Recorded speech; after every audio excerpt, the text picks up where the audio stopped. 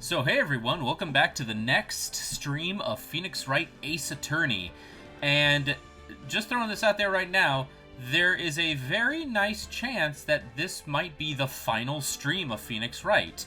We're already in the trial, then there's just one more day of investigation and then one last trial, and then we'll be done with this game finally, then I can move on to something else. So we're gonna make an honest, burning attempt to just get through all of this. There's also the chance that I might not be able to finish it, but you know what? Let's just muscle on through. Let's see what happens, guys. December 27th, blah, blah, blah. To cut down on time, I'm not gonna read any of the non-essential stuff, but dialogue I'll still read out. Oh, what the? Wait, hold on. Okay. Anywho, court is now in session for the trial of Mr. Miles Edgeworth. The defense is ready, Your Honor. Ellipsis. Ellipsis. Very well, apparently the prosecution is also ready. Who's the judge here, anyway?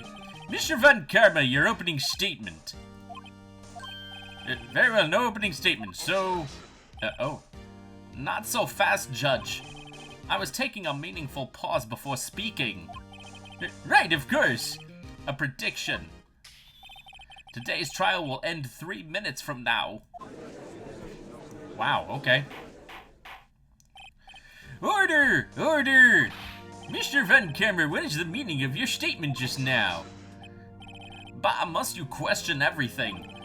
It will be over in 3 minutes. We have no time to waste. I'll call my witness now. Right! I call my witness, my decisive witness, to the stand. It's that mysterious boat shop owner. Aww. Witness, state your profession. Jeez. I'm the proprietor of the restaurant, The Wet Noodle at Gourd Lake. And also rent boats. The night of the incident, you were in the boat rental shop, correct? Yep, I was. Please testify. Wait a second. We still haven't heard who this old guy is. Yeah, I'm actually gonna raise an objection. Wait a minute. The witness hasn't even stated his name yet. Because I did not ask him, Mr. Wright. Bah. I predicted this trial will end in 3 minutes. Stop asking trivial questions and cooperate. Yeah, right. A witness will state his name.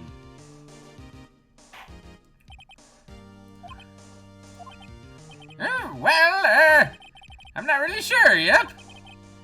What do you mean? My memory! Your Honor, the witness does not remember anything beyond the last several years. Ergo, he cannot recall his own name. Wow. He can't recall, you say? Yes, but the incident in question took place 3 days ago. He can testify. Wait, why? I'm losing my voice for Von Karma. Very well. Let's hear his testimony then, shall we, witness? The way he sways is kind of hypnotic. It was the night of the 24th, just after midnight, yep. I was in the restaurant, where I rent boats as usual. Then I heard a bang, yep. When I looked out the window, I saw a boat just floating on the lake. Then I heard another bang. Just about then, the boat comes back to shore and a man walks by my window. Very well. I'd like to begin the cross-examination. What the heck, Von Karma? There is nothing to question in my witness's testimony. Ergo, no need for cross-examination. Besides, there are only 10 seconds left before our 3 minutes is up. Judge, your verdict now. Yes. Mr. Wright? Heck yeah, I'm gonna cross-examine. What are you saying? Of course I'll cross-examine the witness. Very well, you may begin. Oh, jeez. Excuse me, Mr. Van Karma? 3 minutes just passed. I see. Well, then let's just take our time. You may cross-examine the witness. Night of the murder. It's the night of the 24th, just after midnight. Yep. Just after midnight, you say? Yep, just around then. Are you sure? Pretty sure, yep. When I talked to you yesterday, you were rather vague about the time. I'm surprised you seem so sure about it today. I asked him, and he remembered. Isn't that right? Don't glare at me like that. I remembered it clearly, I did. Yep. You see, continue. I was in the restaurant where I read boats as usual.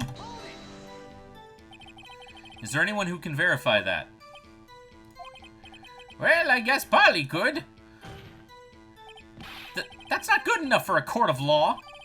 Mr. Wright, exactly what's not good enough? Your Honor, this Polly is a parrot. A parrot? Don't be so hard on the girl, Keithy boy. Keith? The prosecution concedes that we cannot prove the witness was in the shop. Witness, please continue.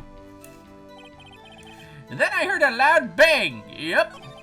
When I looked out the window, I saw a boat just floating on the lake. Then I heard it. Oh crap! I should have pressed that.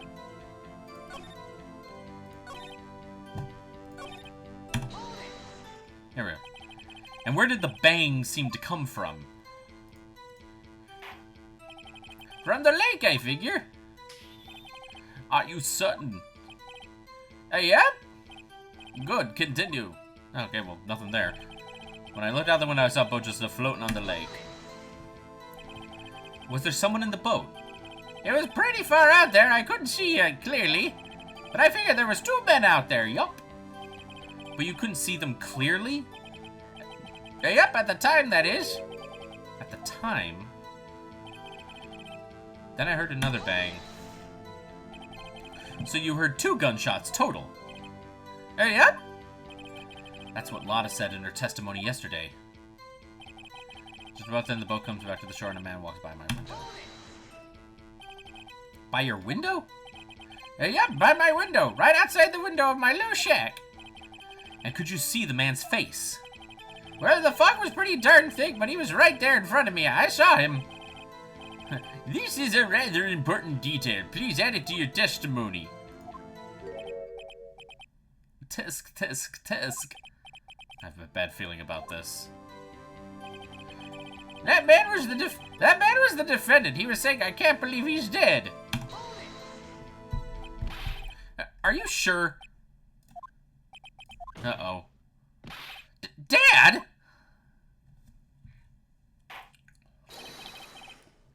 Dead certain, Keith. He said, I can't believe he's dead, and he was walking by, too. Oh, the music got tense. Witness, are you sure that the person you saw was Miles Edgeworth?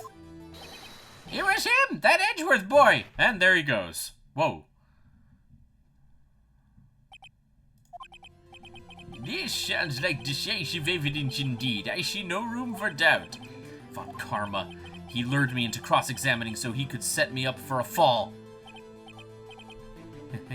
Tisk, tisk, tisk. Nick, I don't like the way things are going here. Everyone in the courtroom is glaring at us. I'd better act quick or this trial is going to be over. I am going to save. I'm going to raise an objection. Your Honor, we proved in yesterday's trial that it could not have been Edgeworth who fired that gun. Mr. Wright, are you referring to the fingerprints from Edgeworth's right hand found on the gun, and the photograph showing a man firing with his left hand? Exactly. That is easily explainable. He could have wiped his prints after he fired. You are ignoring the truth of the matter here. Everything in the witness's testimony is true.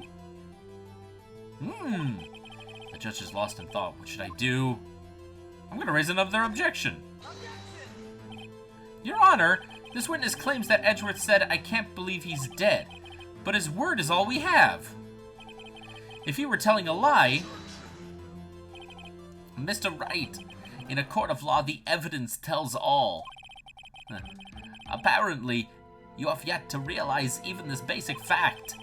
If you say his testimony is a lie, show us proof. Oh, crap.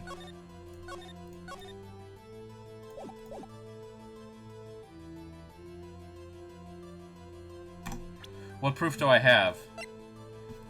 Okay, I have the photograph of the scene of the murder, file on the DL6 incident, Polly, the metal detector, I heard 2 gunshots just after midnight on 12/15. That was Lotta's testimony right there.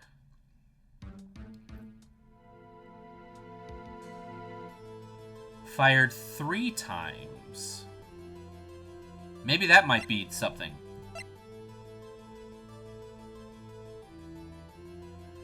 Wait a minute.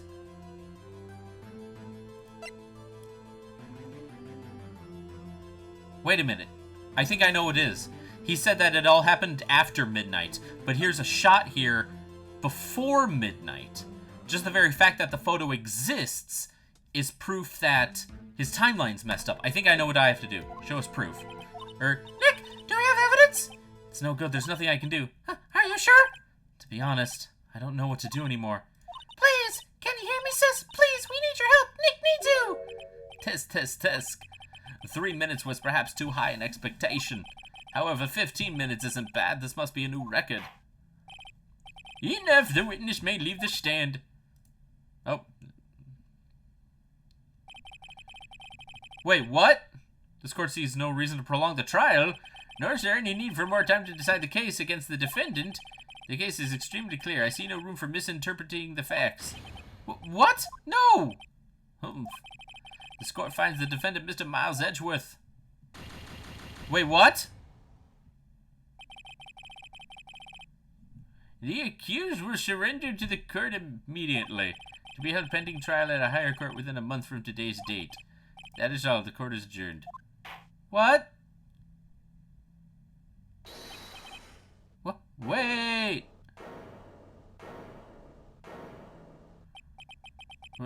Who was that just now? Me!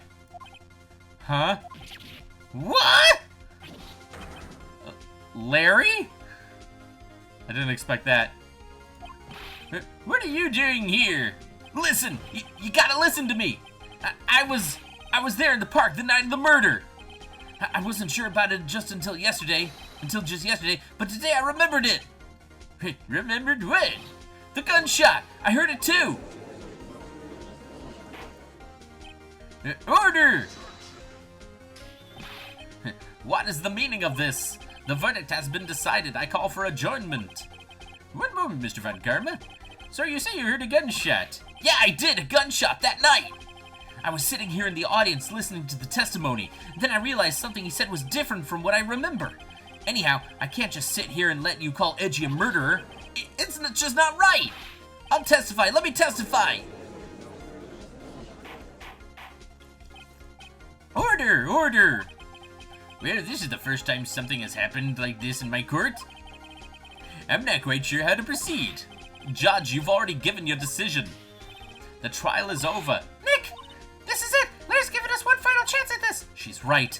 If only it wasn't Larry. He could make things even worse. Mr. Edgeworth was just declared guilty, Nick! It doesn't get any worse! You're right. Okay. Your Honor, if there's another witness, it is our duty to hear him speak. Right here, right now. A waste of time. The verdict cannot be overturned. Allow me to speak my opinion. In all court proceedings, it is our duty to prevent an inaccurate verdict. In order to make sure no mistake has been made, every witness should be heard. What is this? I withdraw my previous verdict of guilty. Oh, thank God. Mr. Van Karma, I order you to call this new witness to testify. Now! What? The court will adjourn for a 5-minute recess. After that, we will hear this new witness. Court is adjourned. Whew, that was close. December 27th, 10:28, and blah, blah, blah. Phew, that was too close. Sorry to keep you on the edge of your seat like that, Edgeworth. Humph. I've seen worse. Yeah, right, Edgeworth. You're sweating bullets. I just wonder what Larry plans to say in there. Larry was at the lake that night. Yes? He said he went looking for the steel samurai balloon that flew into the lake. Oh, right. And he found the balloon and the air tank that night. Yeah. Hey, Edgeworth. Huh? You say something right? Yeah, a lot of things. You seem out of it. What's wrong? It's nothing. Hmm? Mr. Edgeworth, there's something I've been meaning to ask you. What's that? Why are your fingerprints on the murder weapon? Oh. Yeah, why is his handprint on the gun? When he fell into the lake, I went into a daze. I couldn't understand what had happened. I couldn't think straight. Then I saw the pistol lying on the floor of the boat in front of me. I picked it up without thinking. I didn't have a reason, really. So he was just kind of in the moment. I see. Right. Yeah? This might be our chance. Our chance? Von Karma has only ever run perfect trials. Perfect trials? Perfectly prepared witnesses, perfectly complete evidence. That's the secret to his success. This is the first time he's ever had to deal with something unexpected. He has to let someone he hasn't even talked to testify before the court. And that someone is Larry. That's kind of horrifying. What are you getting at? It's likely his testimony will be full of holes, right? That's right, Nick. No 10-minute trial this time. We'll make this one for all it's worth. Hey, it was 15 minutes. 15! Everything's on Larry now. December 27th, 10:35 a.m. Blah, blah, blah. Court is now back in session. Witness, please testify to the court about everything that you saw. On the night of December 24th. Right, leave it to me! Please, Larry, don't mess this one up! I hate to admit it, but you're our only chance. Von Karma didn't even have time to prep his witness. I just hope Edgeworth is right about this being our big break. Witness testimony. The night of the murder. That night, I was out in a boat on the lake. I was looking for something and I found it. So I quietly slipped the boat back in at the rental shop dock. Wow. Then, just as I was thinking about going home, I heard this bang. I looked out over the lake, but I didn't see a boat. So after I heard that single gunshot, I went home. That was an unusually vague testimony, even for this court. In any case, Mr. Wright, you may begin your cross-examination. Yes, Your Honor. What's wrong, Nick? It's Larry. I have no idea what he's going to say if I press him. I'm a little scared. Well, we've come this far. There's no way to go but forward, Nick. Whew. Let's do it. Then I was out on the boat by the lake. I think I know what to press, so I'm just going to skip ahead.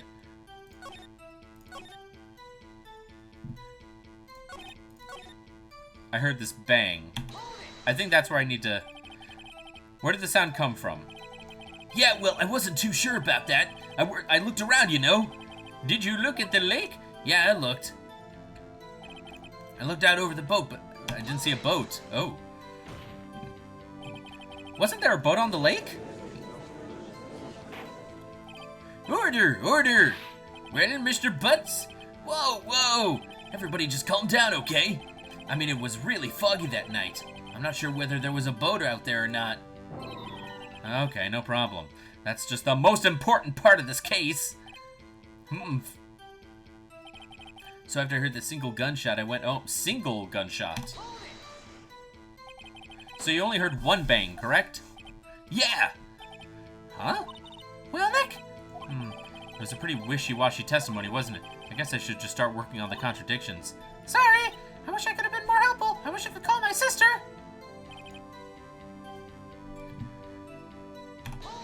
Oh, crap. I'm just gonna skip this. Wait, what? Wait, go back. What was that? I didn't mean to press that one, but... Well, first of all, what time was it? Oh, it was just after 11 when I went out in the boat. Oh, okay, so it was just after 11. I was looking for something and I found it. Looking for something? Yeah! Mr. Butch, what was it you were looking for? What the witness was searching for is irrelevant. Most likely he was hunting for this Gordy. That's surprisingly close to the truth in a sense. This is all irrelevant. Let's get it over with. So I can at least leave the boat back at the boat rental shop. Around what time was that? Well, let's see. I figured I was out searching for about an hour. I guess it was around midnight. Yeah. You're not sure? Hey, don't give me that face. I'm not some sort of human sundial, okay? People use watches these days, Larry. Heard this loud bang. Heard that single gunshot. I went home. Okay. So I think this is where we have to present evidence, because we have Lotta's testimony saying that she heard 2 sounds like gunshots.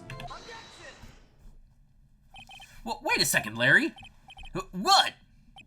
You only heard 1 bang? You sure? That's what I said. But Miss Lotta testified yesterday that she heard 2 bangs. And the old man just now said the same thing. They both heard 2 gunshots that night. Huh?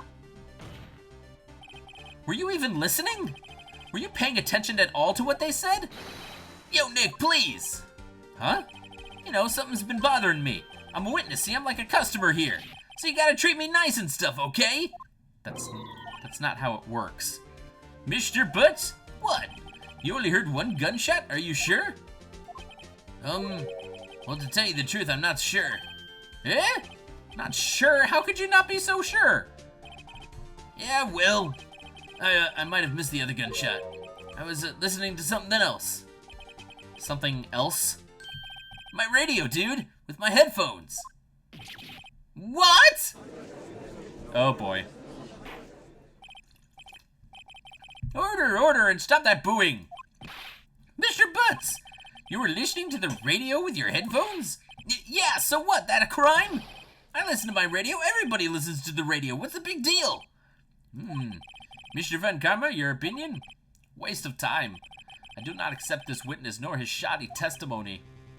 Uh-oh. Oh, the dramatic music started. I gotta save. Well, Mr. Wright, should we continue the testimony? No, continue. Your Honor, please allow this witness to continue his testimony. Bah, nothing is more pitiful than a lawyer who doesn't know when he's lost. Very well, Mr. Butts. Please give your testimony. Be sure to include details like your radio. Right, leave it to me. I wouldn't if there were any other way out of this, believe me. What Larry heard. It's lonely being alone on Christmas Eve. That's why I listened to an all-request show on the radio, see? I was listening to it really booming loud like.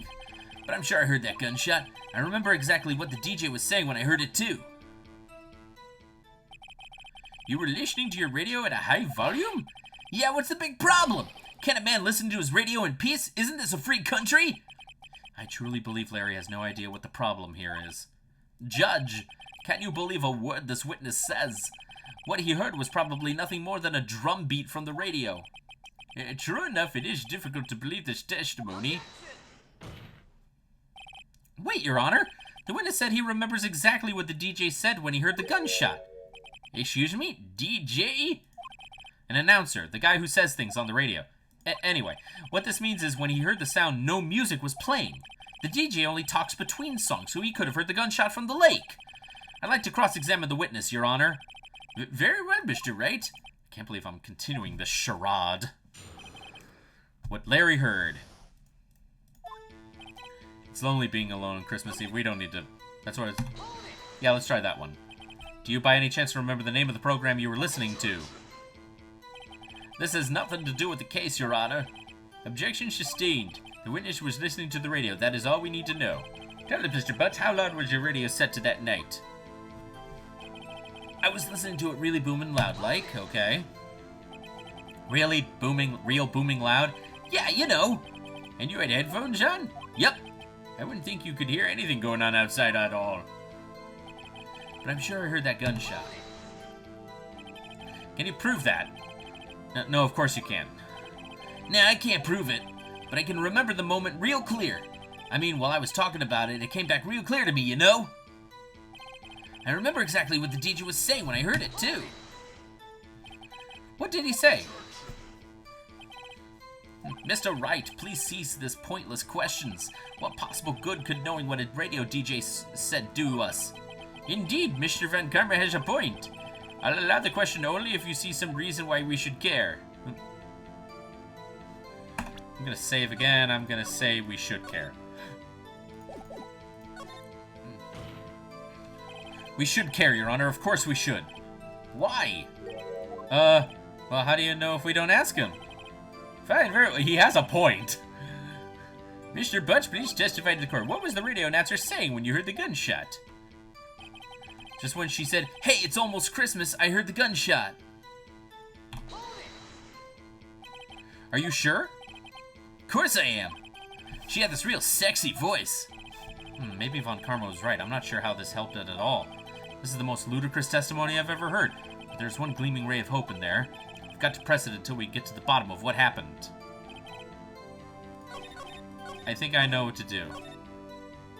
I heard the gunshot. Right here.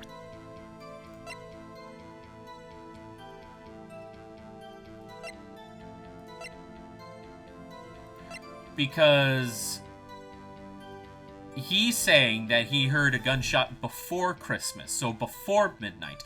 But Lotta's testimony, which matches the old guy's, says that they happened after midnight. This is what we need to do. Right here. Larry, are you absolutely sure what you're saying is correct? Huh? What's with the face? You look scary, dude. Hey, if you're trying to scare me, you better know I don't scare that easily.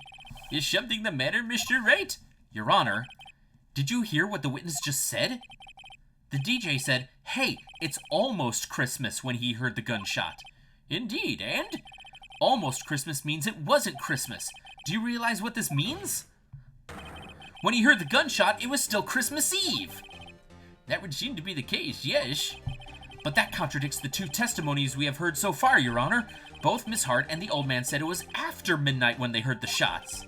In other words, when they heard the gunshots, it was already Christmas. This is a clear contradiction, Your Honor. Nice. Order! Order! What does this mean? The two prior witnesses heard gunshots after midnight? However, this witness says he heard a gunshot before midnight? Judge, the answer is simple. The current witness is plainly mistaken. Just look at him, suspicious. What? Well, Mr. Wright, what do you think about Miss Butch claims he heard the gunshot before midnight? Larry's right. Larry's not mistaken, Your Honor. He heard that gunshot before midnight. Intriguing. I'm assuming you have evidence of this wild claim. We do. Show me evidence there was a gunshot before midnight. We have right here the second lake photo. Look at this photograph. This was taken by our witness yesterday, Miss Lotta Hart, with her automatic camera. The timestamp on the photo reads December 24th, 11:50 p.m. Oh, but there's nothing on the lake in this picture. Your Honor, the real issue here is not why nothing is shown in this photograph. It is why this photograph exists at all. What do you mean? Your Honor, this photograph was taken by an automatic camera. The camera was set to go off in response to loud noises. Aha! Correct. There was a loud noise on the lake at 11:50 p.m. This is why this photograph was taken. In other words, when Larry heard that gunshot, it was most definitely still Christmas Eve. Indeed, it would seem that that is the case. Then where does that leave us? Miss Hart testified that she heard the gunshots after midnight. Are you claiming she was mistaken? Not at all, Your Honor. It is a fact that the camera also triggered at 15 minutes after midnight. Your Honor, that night there were two sets of gunshots, one with a 25-minute pause between them. Why would this be? Don't be fooled, Judge. The camera was set to respond to loud noises. Yes? There is no proof that the loud noise at 11:50 was a gunshot. Why, the witness could have sneezed, triggering the camera. Hey, my nose was clear that night, man. Clear! Well, Mr. Wright. Oh, crap. I see my health bar. I gotta save. There's no turning back now. Can you prove that the loud noise at 11:50 p.m. was indeed a gunshot? Please show the court evidence if you have any. Yeah, the gun. It says it was fired 3 times. This is my evidence. The murder weapon? Something about this pistol was bothering me, Your Honor. Both of the witnesses who testified yesterday heard 2 gunshots. However, the murder weapon was fired 3 times. When, then, was the last shot fired? Only now have I realized the truth. That 3rd shot was the shot Larry heard just before midnight. Order! Order! That would make sense of the evidence we've seen so far. However, this leaves me wondering exactly what did happen that night on the lake. Exactly. If this is true, there were 2 sets of gunshots separated by 25 minutes. One at 11:50, another at 15 minutes after midnight. Why, I ask you, why? Uh-oh, I'd better think of something quick. Wait a second. Gunshots separated by 25 minutes? Ah! What's wrong, Nick? I have it. I have it. Well, I don't have it. Phoenix, what are you talking about? Huh? Remember the case with the steel samurai? Huh? Yeah, of course I remember. The murderer in this case had the same idea as the murderer in this case. What do you mean? Maya, Yes? if we don't figure this out now, we'll never overturn Edgeworth's guilty verdict. I've got a hunch, and I'm going to run with it. Right, I mean, is this safe? Safe? We've already gotten a guilty verdict. We have nothing to lose. You just watch and let me know if I say anything that sounds fishy, okay? Right, Nick. Your Honor? Yes, Mr. Wright? The testimony just now has cleared up this entire case. What do you mean, Mr. Wright? Test. So you finally realize the truth. There can be no other murderer here than Miles Edgeworth himself. Wrong, Von Karma. A man was shot that night, but it wasn't Edgeworth who did the shooting. Listen, rookie. Take a deep breath and consider the facts. At the time of the murder, 1 boat was on the lake. This was shown by the witness's photograph. The defendant, Edgeworth, and the victim, Robert Hammond, were on the boat.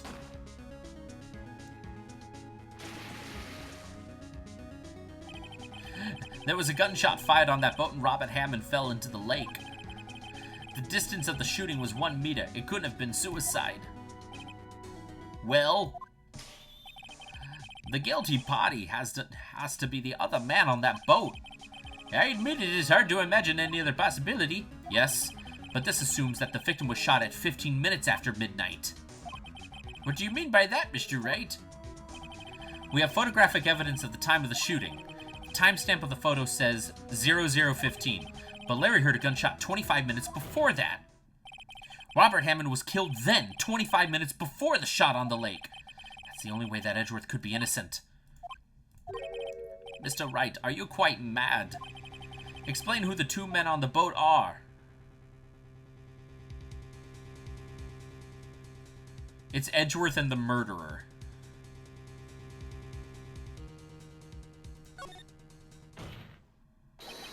Of course, it was Edgeworth and the murderer. After the murderer killed Robert Hammond at 11:50, he assumed the guise of Mr. Hammond and met Edgeworth. What? Are you serious? Yes, Edgeworth won't tell us why he went to the lake that night. However, I have a hunch. That night, Robert Hammond called Edgeworth to the lake. Now, Edgeworth didn't know Robert Hammond's face that well. That's why he didn't suspect anything when the murderer took Robert Hammond's place. I'm not sure what to make of all this. Ludicrous. Mr. Wright, tell us the name of the murderer then. The murderer's name is... Right, it's... Actually, I don't know the murderer's name. You don't know? Bah, again you waste my time. I don't know because he never told us. The murderer is the caretaker of the boat shop, that old man. At 11:50, he was the one who killed Robert Hammond. The caretaker of the boat shop? Where did he do this? There weren't any boats on the lake then. Why would he have to go out all the way out on the lake just to shoot someone? May I suggest that the real scene of the crime was not on a boat? What? Well then, where did the murder take place? Where did it take place?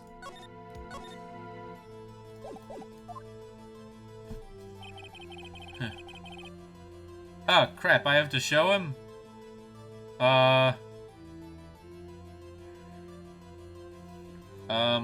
Crap. Crap. I'm guessing here?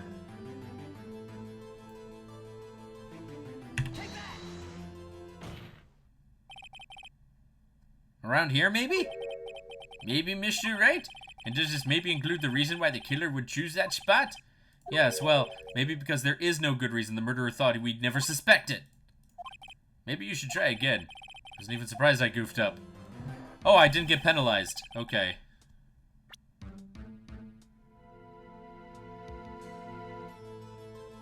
Wait a minute. Where do I... I'm totally lost.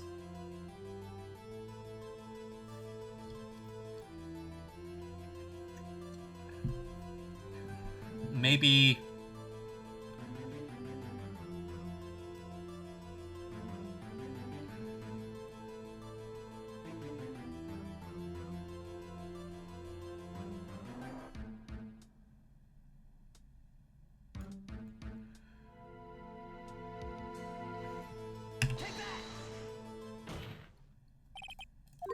here we go again. Maybe it was here? I'm messing up here. Where do I go? Is it in the water? No. Oh, maybe it was inside the shop. Here, of course, the boat shop, where he lived. Okay, this was it. That way he could meet with the victim without anyone seeing. Oh, that makes sense. Do you have proof that the boat shop was the scene of the crime? Recall Larry's testimony, if you will.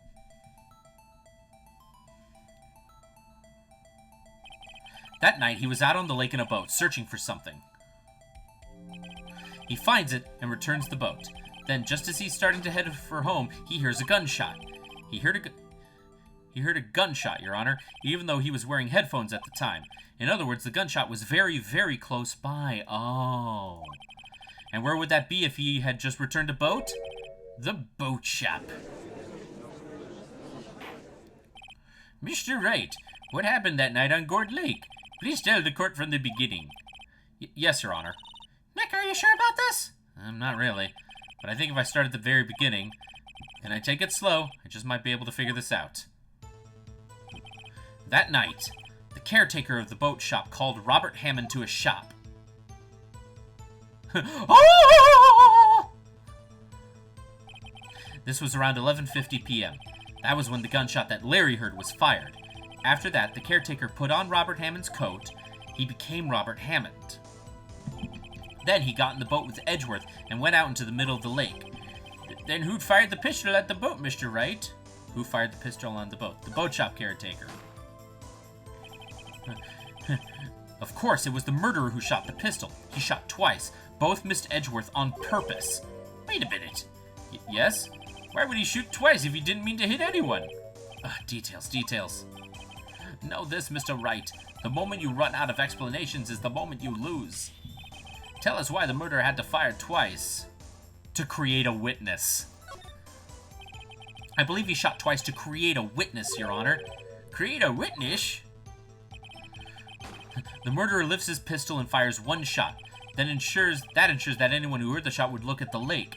Indeed, Miss Hart did exactly that after hearing the first gunshot. Next, the murderer waits a bit and he fires again. Then...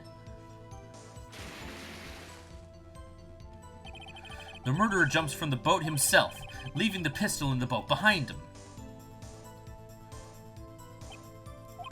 I see. To someone looking from the edge of the lake, it would appear that one of the men on the boat had shot the other. The murderer didn't know about the automatic camera, of course. That's why he shot twice, to draw attention to the boat. Once you realize that, everything else falls into place. The boat shop caretaker swam back to his shop. Then he put Mr. Hammond's wet coat back on the body and threw the body into the lake. This is what happened, Your Honor. These are the events that transpired that night on Gourd Lake.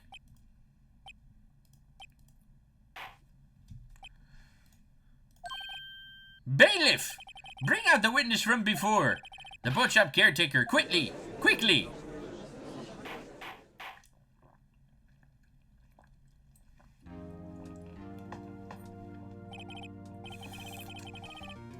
Ah. Very well. While we are all waiting for the caretaker, I would like to ask the defendant, Miles Edgeworth, a few questions. Mr. Edgeworth, please take to the stand. Mr. Edgeworth, you heard what the defense had said? Yes. Well, why did you go to the lake that night? What Wright was mostly correct. Astonishingly so, actually. Yes. Several days ago, I received a letter. The letter was signed Robert Hammond. He asked me to come to the boat shop by the lake at midnight on Christmas Eve. He said he had something very important to discuss with me. Something important? I'm sorry, I can't say what it was. Your Honor, sir! Bailiff, we are conducting a trial here. I ask that you remain quiet.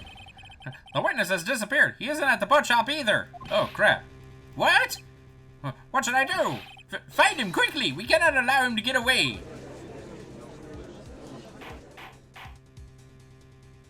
He's probably in the bathroom or something. Mr. Von Karber, your witness has disappeared.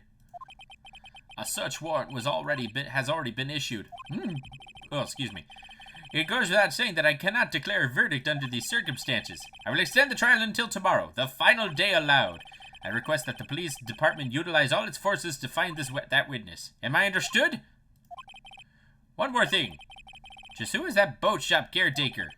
I think his identity has become very important to this trial. I want him and I want to know who he is.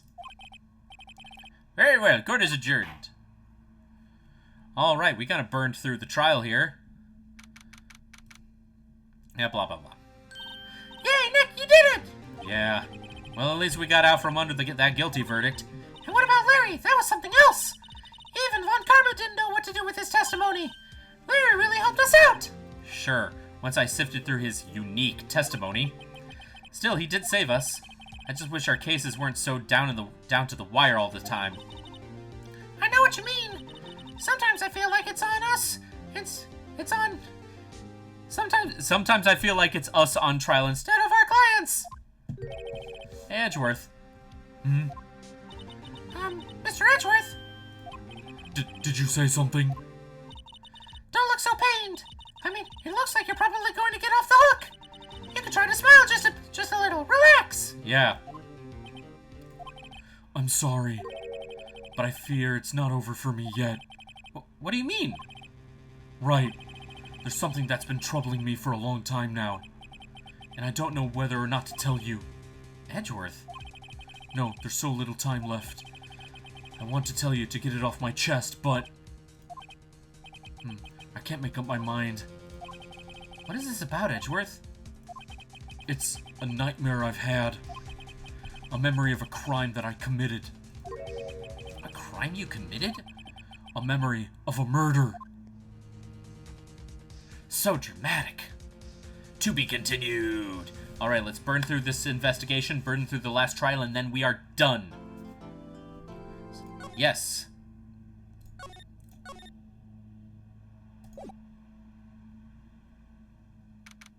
December 27, blah, blah, blah. What was Mr. Edgeworth talking about? A memory of a crime that I committed. A memory of murder. Do you really think Mr. Edgeworth killed Ellipsis? Whoa. Sir. Ellipsis? I don't believe so. Not Edgeworth.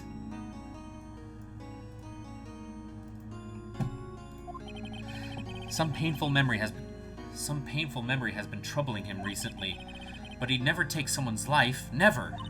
Nick. Yo, how's everyone doing? What do you think of my performance today? I had him swooning in the aisles, huh, Maya? Swooning? Me? Oh, yes. I do remember feeling faint. Right on, tell me the truth. It was like love at first sight, right? Ew. Right, Nick? Huh? Me? Well, maybe my heart skipped a beat or two. I think you can do better than that. Come on, I saved Edgeworth in there, dude. Edgy. You guys should be bowing before me. Yeah, bow before your hero. Bow. Larry, you really helped out in the trial today. You did! If you weren't there, Larry, I'm sure Mr. Edgeworth would have been found guilty! But seriously, Nick, that boat shop caretaker guy is pretty suspicious, but Edgy isn't off the hook yet. Way to spill the mood, Larry! Hey, I'm just a guy sitting in the audience, you know? But from where I'm sitting, Edgy seemed pretty edgy. I mean, can you really know he's telling the truth about that night? Nick!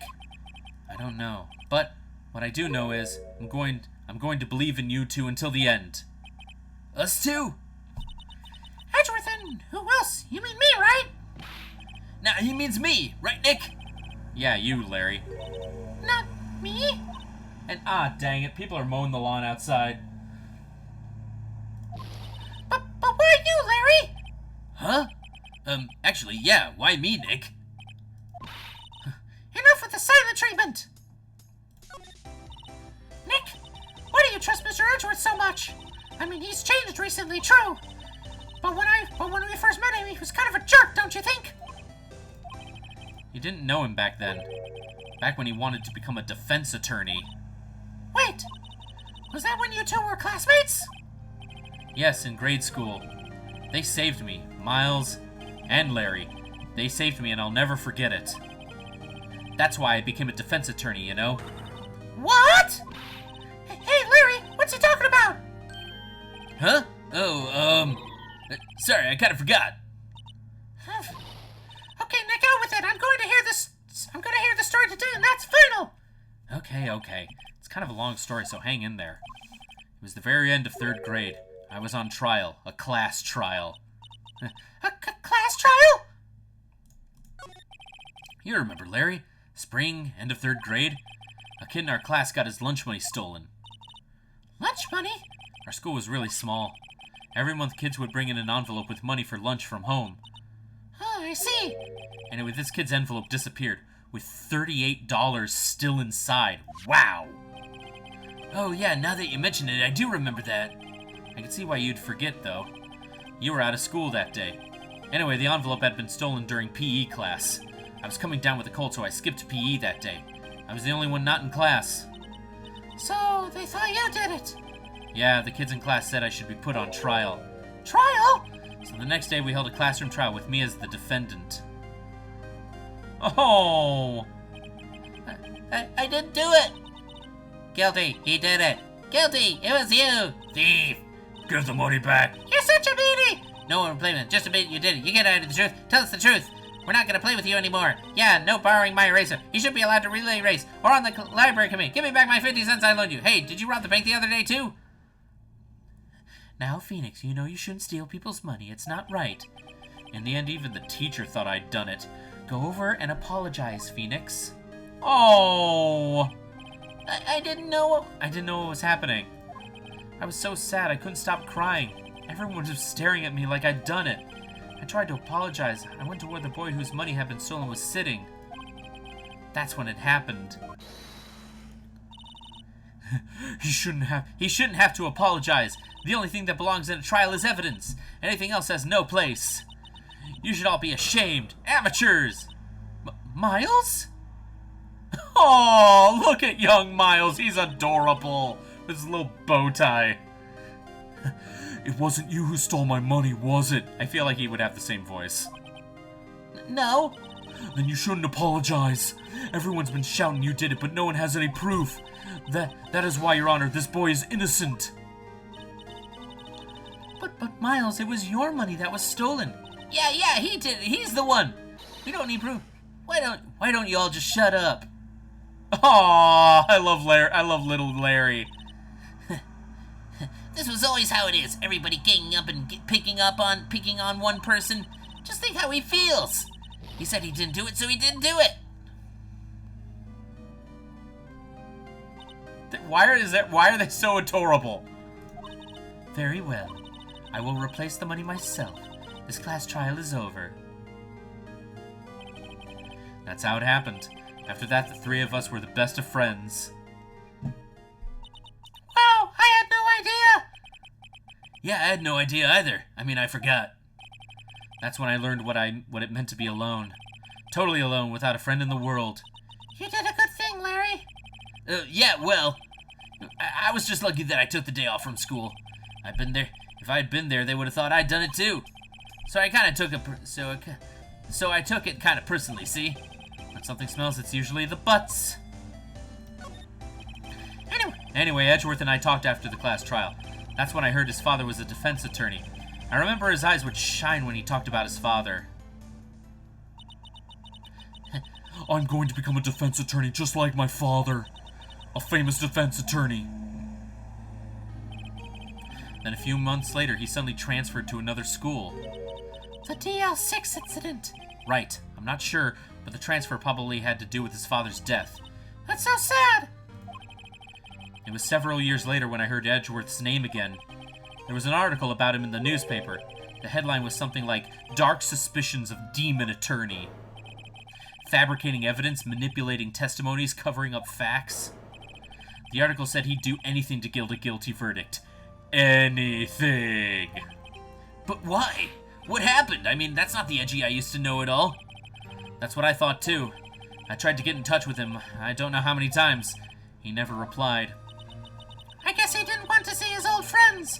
I couldn't just drop it though. I wanted to meet him, to learn why he had become who he became. Wow, that's tough to say. That's why I decided.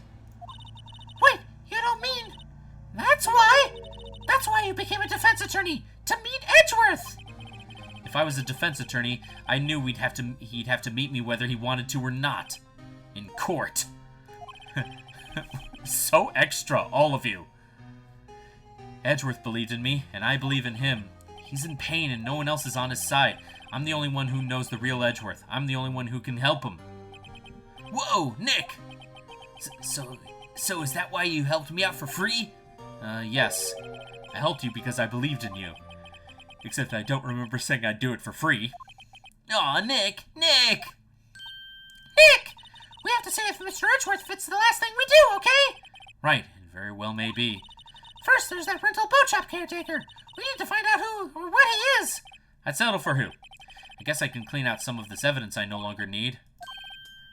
Okay, let's go. Okay, let's move to the Gourd Lake entrance. Hey, pal! Long time no see. Oh, Detective Gumshoe! Close one today, eh? I got so worked up I snapped my tie in half. Sorry about that. No problem, pal. Thanks to you, we now know who really did it. You mean the boat shop caretaker? Look, I'll make you a promise. I'll have that scoundrel in my custody by trial time tomorrow. Come what may. It is my duty as a police officer. Now I'm off to catch me a criminal. Detective Gumshoe sure is active today. Oh, one other thing. Eek! No one can go into the woods today. The woods? Where Lotta was camping?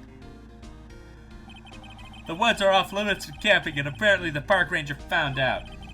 He got pretty mad. Oh, that was weird. He got pretty mad. No one can go in for a while. I guess Lotta's in a lot of trouble. Anyway, I'll be seeing you tomorrow. Oh, he's gone. Okay, public beach. Huh? The steel eyesore is missing. Eyesore? Looks like the hot dog stand is closed too. I guess Larry's too busy worrying about Mr. Edgeworth to show up for work. Boat rental shop. Here we go. The old caretaker got away. Yep. I never imagined he might be the real murderer. Him! I know that clearing of the throat anywhere. Oh, Grossberg, why are you here? Hello, and what might you be doing here? Out for a walk, Ah, the days of my youth, like the scent of fresh lemon, you see. Why does he always say that? Mr. Grossberg! This is no time for idle reminiscing. Mr. Edgeworth's trial ends tomorrow. Oh, that is true, yes. But from what I saw in today's trial, Edgeworth should be fine, right? Well, I'm not so sure about that. What do you mean by that? Well, I'm not sure. If you find anything out, come by my office at once. I may be able to offer you some assistance. Thanks. Bye. What do you think Mr. Grossberg was doing here anyways? Who knows? Let's move inside the shack. Hey, Polly's still here. Oh, God. Let's move you up a bit. Okay.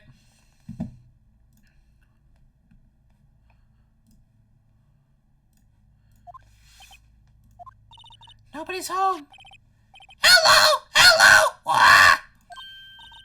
Hey, it's Polly! I wonder where your owner's gone, Polly. Hello! Hello! Wah! I can't believe you'd run off and leave his poor parrot to fend for herself. Hello! Hello! Squawk! Whoa, I moved my camera too high. Whoa. There we go, that's better. Wait a minute. Let's check out the safe. That reminds me, Nick. Polly here knows the number of the safe, right? Yeah, that's right. Polly, what's the number to the safe? 1228! Squawk! Let's open it, Nick. Come on. I'm sure there isn't any money in there. But hey, he keeps it locked, right? So there must be something valuable in there. I'm not so sure. Okay, Nick, let's see what's in there. Guess there might be a clue or two. The only thing in here is a letter. A letter? Boring. There's no name or signage on this thing. Or signature on this thing. It's handwritten in very precise, clear letters. Get your revenge on Miles Edgeworth. Edgeworth? Nick, why would Mr. Edgeworth's name be on here? How should I know? I'm going to read the whole thing. Get your revenge on Miles Edgeworth. It also says this is your last chance. Now's the time to get revenge on the 2 men who ruined your life. The rest of the letter goes on to describe the murder plot in detail. How to kill Robert Hammond and frame Edgeworth, calling Edgeworth out to the lake, getting on the boat, firing twice. This is exactly what I figured out today in court. It's all here in perfect detail. Wow. What do you think it means, Nick? I don't know, but it looks like there are instructions for that caretaker. When he killed Robert Hammond and called out Edgeworth, he was following instructions. But who could have written that letter? And what does it mean to get revenge on Miles Edgeworth? Look, I don't know, okay? But one thing's for certain, this letter is an amazing clue. Oh, I guess that's it. Hold on, let me examine Polly one more time. Maybe I should take care of Polly, Nick. You probably shouldn't just kidnap her. The police know about her anyway. I'm sure they'll do something. Well, okay. Sorry, Polly. He says I can't take you. Great, now the bird's going to hate me. Well, now that we found a clue, let's move over to Grossberg's office like he suggested. Oh, geez. Boat rental, Gourd Lake entrance. Wait. Where's the... Blah, blah, blah. There it is, Grossberg. He's out. Again. When does he work anyway? Now, don't be harsh. Guess he'll have to come back later. Let's move to Wright & Co. to Criminal Affairs Department. December 27th. Looks like Detective Gumshoe hasn't gone back yet. Gumshoe? He won't be coming back today. Oh, really? He said there was some guy he had to arrest by tomorrow. The boat shop caretaker. He shouted something about catching him if it's the last thing I do, pal. Good luck, Gumshoe. Let's try the detention center now. Oh yeah, we can show the letter to Edgeworth. You look as grim as always. Humph. Mr. Edgeworth, I heard the story about the class trial. Class trial? What do you mean? You don't remember? No, I don't. Your lunch money was stolen, wasn't it? In 3rd grade? Lunch money? Oh, right. Yes, I seem to remember something like that. Nick, I think you're the only one who really remembers. Well, it probably only really mattered to me anyway. Mr. Edgeworth, didn't you know? That trial was the reason Nick became a defense attorney. Ridiculous. Gee, thanks. That said, it does sound like the kind of thing you do. You haven't changed a bit, have you, Wright? So simple, to a fault even. Yeah, well, maybe yeah, but I think you changed too much, Edgeworth. Perhaps. Hey, Edgeworth, why did you become a prosecutor anyway? You used to look up to your dad. You said you wanted to be a defense attorney, right? I couldn't let myself deny reality like you. Oh, okay. What do you mean? My father was taken from me, and you want me to defend criminals? I'm sorry, Wright, but I'm not that good of a person. One suspect was apprehended in your father's murder, right? Yes, the man trapped in the elevator was with my father. His name was Yanni Yogi. What kind of a name is that? He had to be the shooter, any way you look at it. Yet, he was found innocent. That defense attorney got him off the hook. That would be Robert Hammond. On that day 15 years ago... On that day 15 years ago, the three of us were trapped in that elevator for 5 hours. When we were rescued, we all suffered oxygen deprivation. I'd lost all memory of the murder. Lost your memory? Even now, I can't recall what happened in that elevator. That was the crux of Yogi's attorney's argument in court. He claimed Yanni Yogi had been not of sound mind due to oxygen deprivation. Yogi was released due to a lack of evidence, innocent. That's when I changed my mind. I started to hate defense attorneys. You know, honestly, that's kind of a legit reason to hate them. What's your relationship with Von Karma? He's my teacher, and a man who deserves respect. I learned everything I know of courtroom techniques from him. So he's like my sister was to you, Nick. He is a perfectionist in all things. In court, in his personal life, he is obsessed with doing everything perfectly. Perfectly, huh? In all the cases he has taken on, none were left unsolved, and not one suspect was declared innocent, ever. But that's... I know. It's possible some of the suspects were indeed innocent. However, it is impossible for us to accurately determine that in every case. All Von Karma does is his job, to find the suspect guilty, perfectly. In any case, it's nigh well impossible to find a weakness in him. Should a weakness appear, he would do everything in his power to make it go away. Edgeworth, if what you're saying is true, you're headed for a guilty sentence tomorrow. He's right! There's no time to praise the enemy, Mr. Edgeworth! Humph. It's a strange situation in which I find myself, I'll admit. No kidding. Oh yeah, let's present the evidence. Edgeworth, see this letter? This came out of the safe in the shack where the boat rental caretaker lives. I see. Revenge on me? Who is that old guy anyway? I don't know. Could he be an innocent defendant you got declared guilty or something? Nice, Wright, but I don't remember that old man, not at all. So he was following this letter then? Which means there was someone else behind it. Now's the time to get revenge on the two men who ruined your life. 2 men, meaning myself and Robert Hammond? It also says this is your last chance. Last chance? Wait, maybe he's talking about the statute of limitations on the DL6 incident.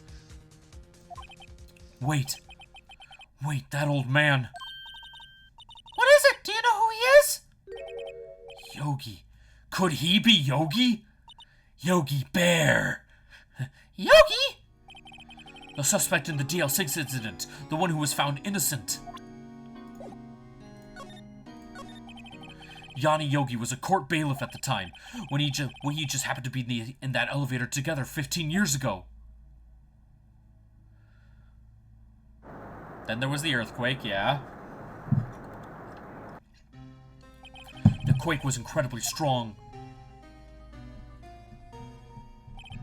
Before I knew it, everything was dark. We were there for so long, it felt like forever. The earth thinned, and the darkness closed in on us in that little box. We became unsettled. Help! I can't breathe! Quiet! I said quiet. You're not making this any easier. I want to get out! Help! Get us out! Don't shout. You'll just use up more oxygen.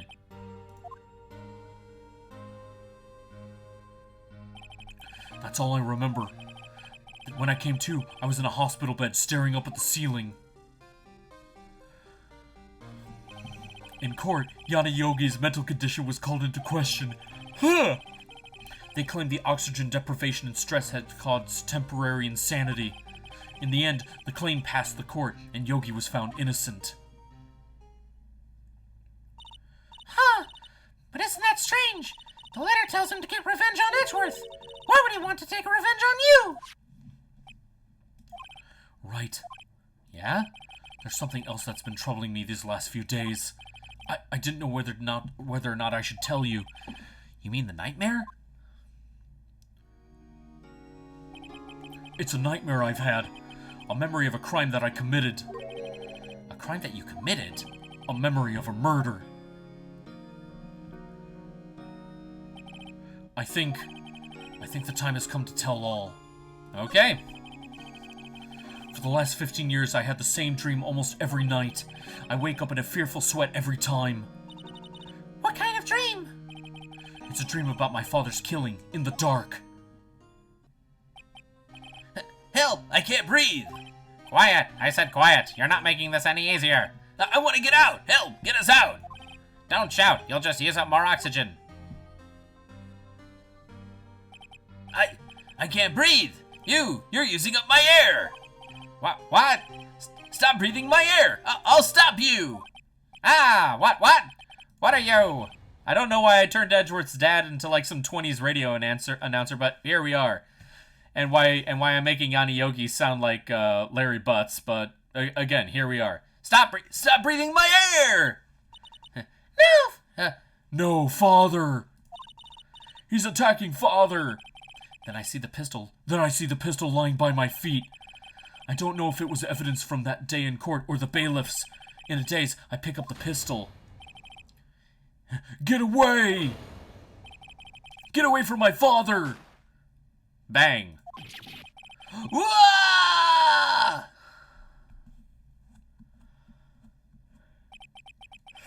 Oh, man. And with that scream, I wake. It's a bone-chilling scream. A scream that has rung in my ears for the past 15 years. But that's just a dream, right? Right? That thought is the only thing that has kept me sane for the last 15 years. But what if I'm wrong? What if it's real? They say that sometimes people shut out memories in self-defense. Maybe it was I who killed my father. What? If you think about it that way, this letter makes sense. Get your revenge on Miles Edgeworth. Think about it. Yogi was really innocent. That's why he wanted revenge against me. Wait, Edgeworth, you mean... It was me. I was the true criminal of DL6. I shot my father. This is bad. What are we going to do, Nick? What can we do? I don't know. I don't think there is anything we can do, like it or not. If there's someone else who knows a lot about the DL6 incident, maybe. There is, Nick! There is someone else who knows about DL6! There is, actually, regretfully. It's Polly.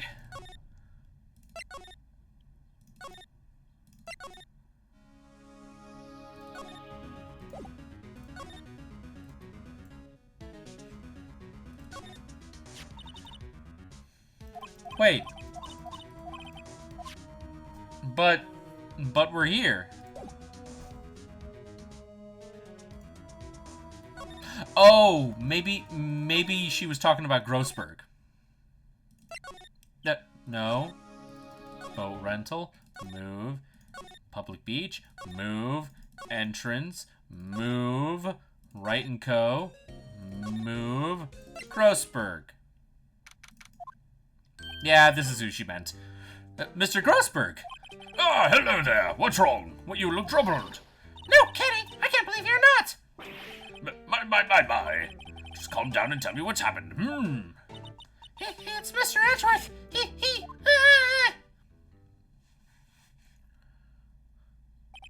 I see. So, Mr. Edgeworth dreamt he shot his own father. It's only a dream! Only a dream! I wonder.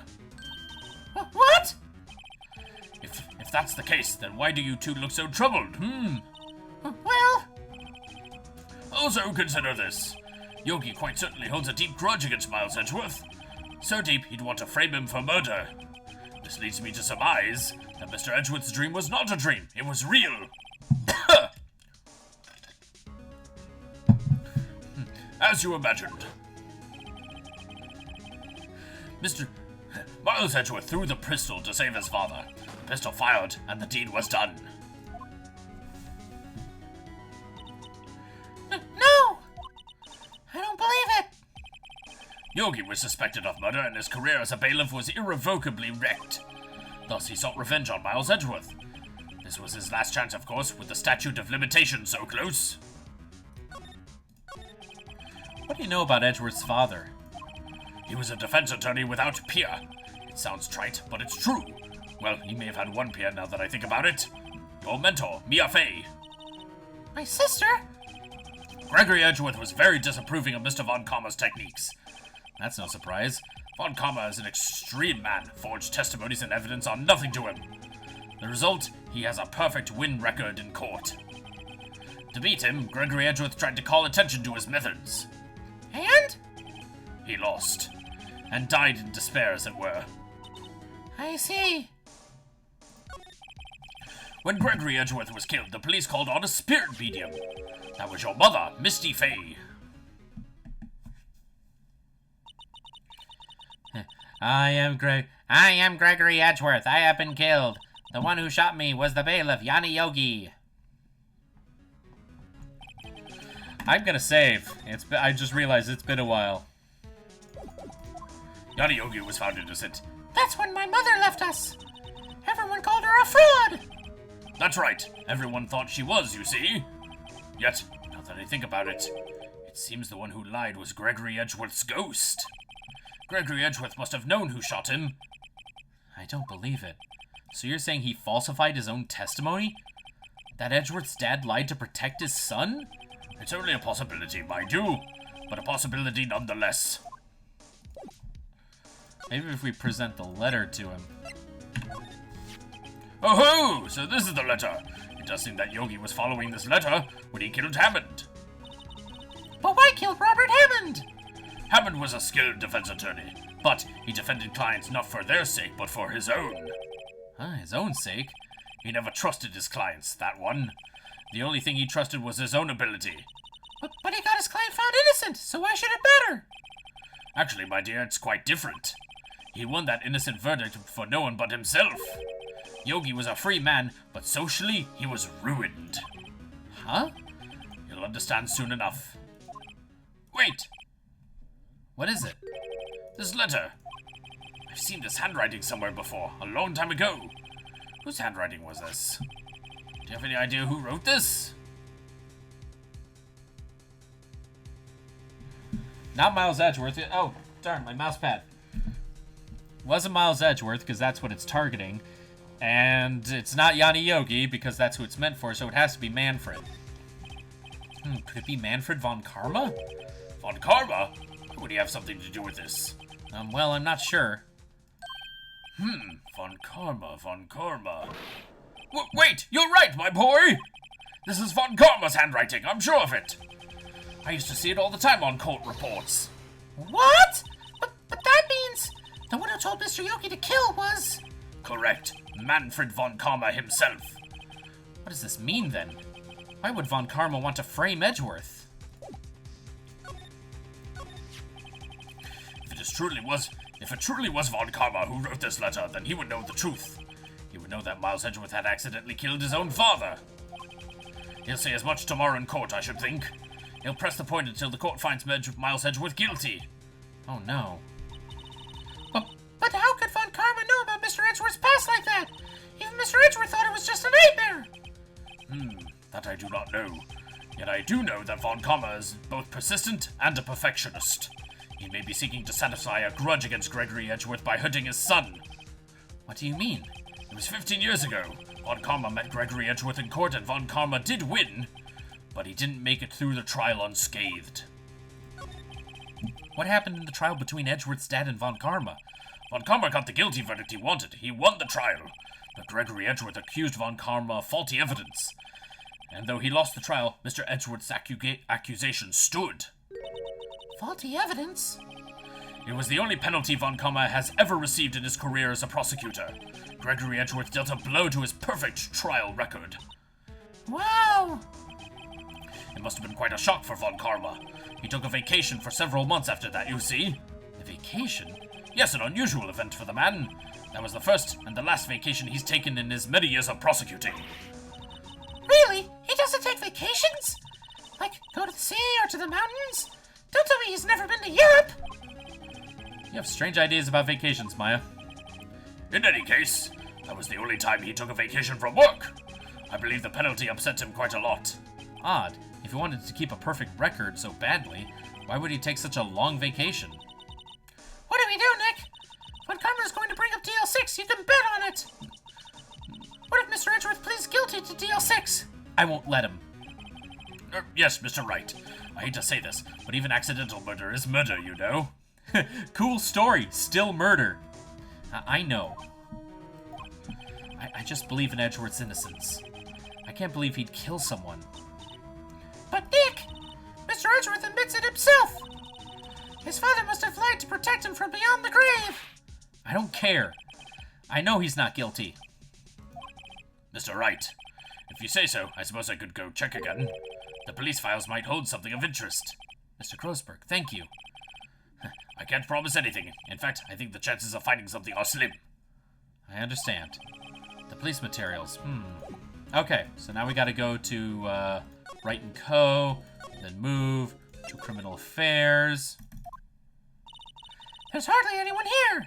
Everyone must be out looking for the old guy, Yogi. Ah, it's you! I don't think Gumshoe will be coming back today. He's staying out late looking for someone. Sounds like Detective Gumshoe is pounding the pavement for real! We were wondering if we could go check out the records room again. Well, now I can't have just anyone wandering around in there. But I guess Mr. Von Karma is in there now. Now, anyway. You can go in as long as he's in there. Von Karma? Yes, he just arrived, actually. Von Karma's in the records room. Nick, let's hurry!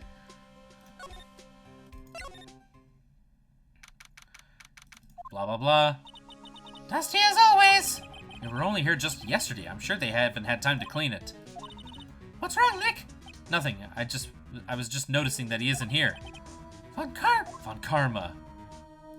Wait a minute. Why is the drawer open? Huh? One of the drawers here is open. Someone must have been looking at it recently. The label says unsolved cases, evidence. Unsolved cases. Nick! The file for DL6, it's completely empty! What? What are you doing in here? Gah! Oh God, his upfront sprite is terrifying. Von Karma!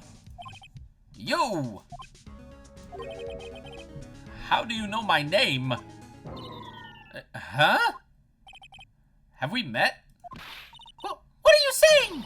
We see each other every day, don't we? We're Miles Edgeworth's defense team. Defense team? Hell, I beg your pardon. You see, I rarely remember defense attorneys. They're like bugs to me, needless things to be crushed. I can see how this guy was Edgeworth's mentor. Why are you looking at me with those eyes? Mr. Edgeworth is your student, right? A romanticist who still can't shed that veneer of amateurism. Just like his father, always second rate. Mr. Von Karma, you had an axe to grind with Mr. Gregory Edgeworth, didn't you? Me? A grudge against a mere defense attorney. Why? Because he dealt a blow to your otherwise perfect trial record. Humph. So you did, but what I don't get is, why did you take his son under your wing afterwards? The son of your most bitter rival. That, my dear attorney, is none of your business. Tomorrow will be the last day of this trial. We're almost done. It's been a while since I've had a defense attorney last this long. Still, you will lose in the end. Miles Edgeworth will admit his own guilt. His guilt was 15 years ago, you mean? You're quite the researcher. If you've done your homework so well, then certainly you must understand. You know what Miles Edgeworth will tell the court tomorrow. We were right. So Von Karma is going to bring up DL6 in court tomorrow.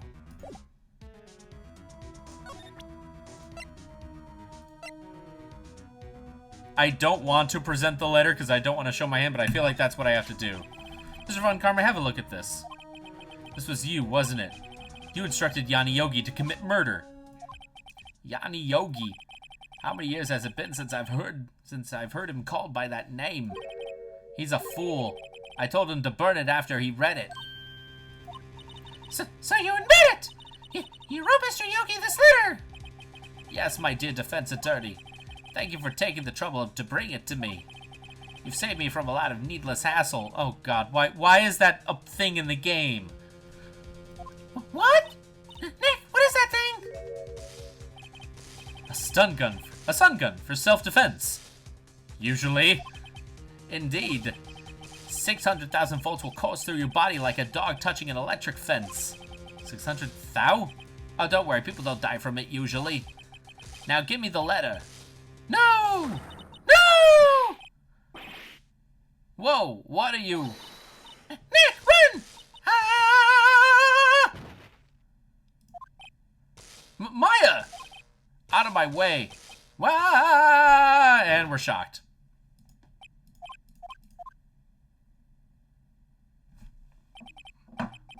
He got us. The letter's gone, of course. And he took the DL6 evidence, all of it. Back to having no clues. Wait, Maya jumped first. Maya, is she okay? Maya!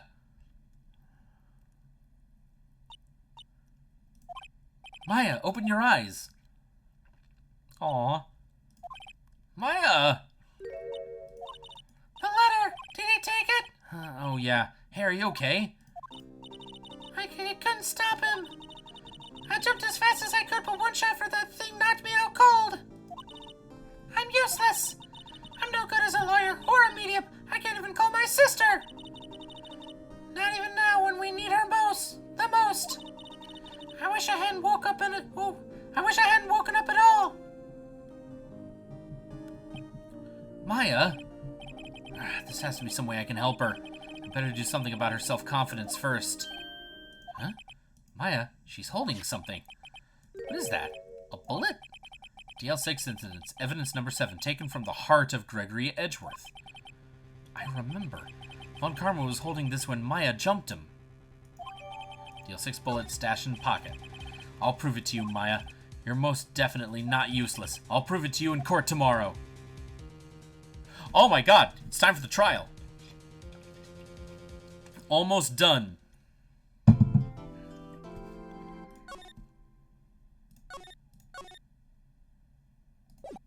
Oh my god, we're almost done.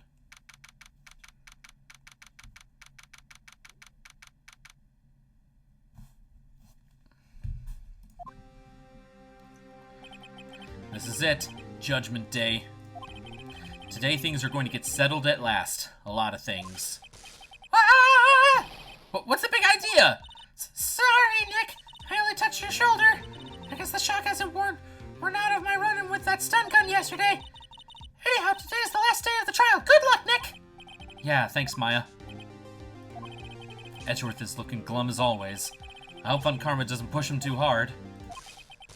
Whoa! What are you doing? I'm sorry. I just thought I'd cheer you up with a pat on the back.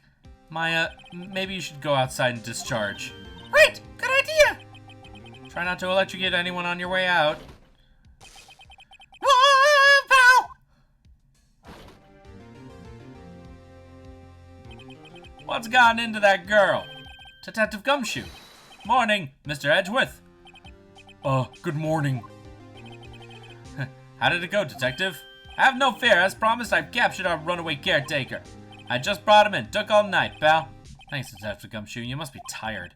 Actually, after that shock I got on the way in, I feel pretty good. Yogi says he's forgotten his own name, but that has to be a lie. Why would he want revenge on Edgeworth if he couldn't remember his past? Good point.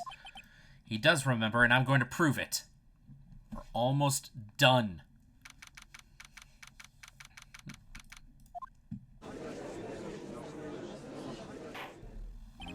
Court is now in session for the trial of Miles Edgeworth. The defense is ready, Your Honor. The prosecution is ready. Right, very well. We have reached the final day of our proceedings in this trial. I ask that the prosecution submit decisive evidence. Understood. Come on, don't be awed and silenced by every little thing he says. Very well, Mr. Van Kammer, your opening statement. Right. Oh, ow. Okay. Thanks to Detective Gumshoe's efforts, the boat rental shop caretaker has been arrested. In yesterday's trial, the defense asserted that the caretaker was the murderer. However, the caretaker has yet to confirm this. I would like to ask the defense to cross-examine him as much as necessary. Very well. Please bring the witness into the courtroom.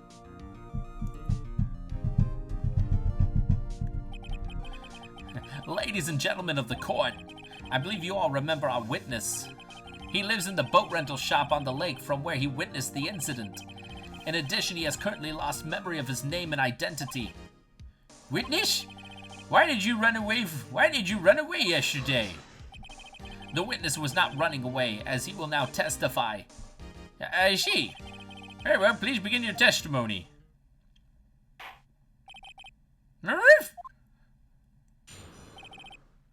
Why I left court. I'm really sorry about leaving yesterday like I did. But I wasn't running away or nothing. I went to buy some food for Polly, see? I figured I got nothing to do with this incident anyhow. I mean, I need one of those motive things, right? But I don't got one. So my testimony yesterday stands as is. Very well. Let's begin the grudge examination, shall we? He has to know his name. Yanni Yogi. You're Yanni Yogi, and I'm going to prove it.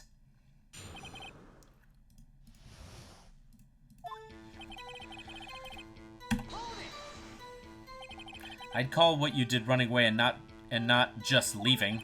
You heard Larry's testimony and you realized you were in danger. Now, Mr. Wright, there's no need to rush to conclusions. As I said, the witness was not running away. Listen to the testimony. He sure seems relaxed. In fact, they both do, Von Karma and Yanni Yogi. But I wasn't running away or nothing. Then why did you leave? He is just about to say why.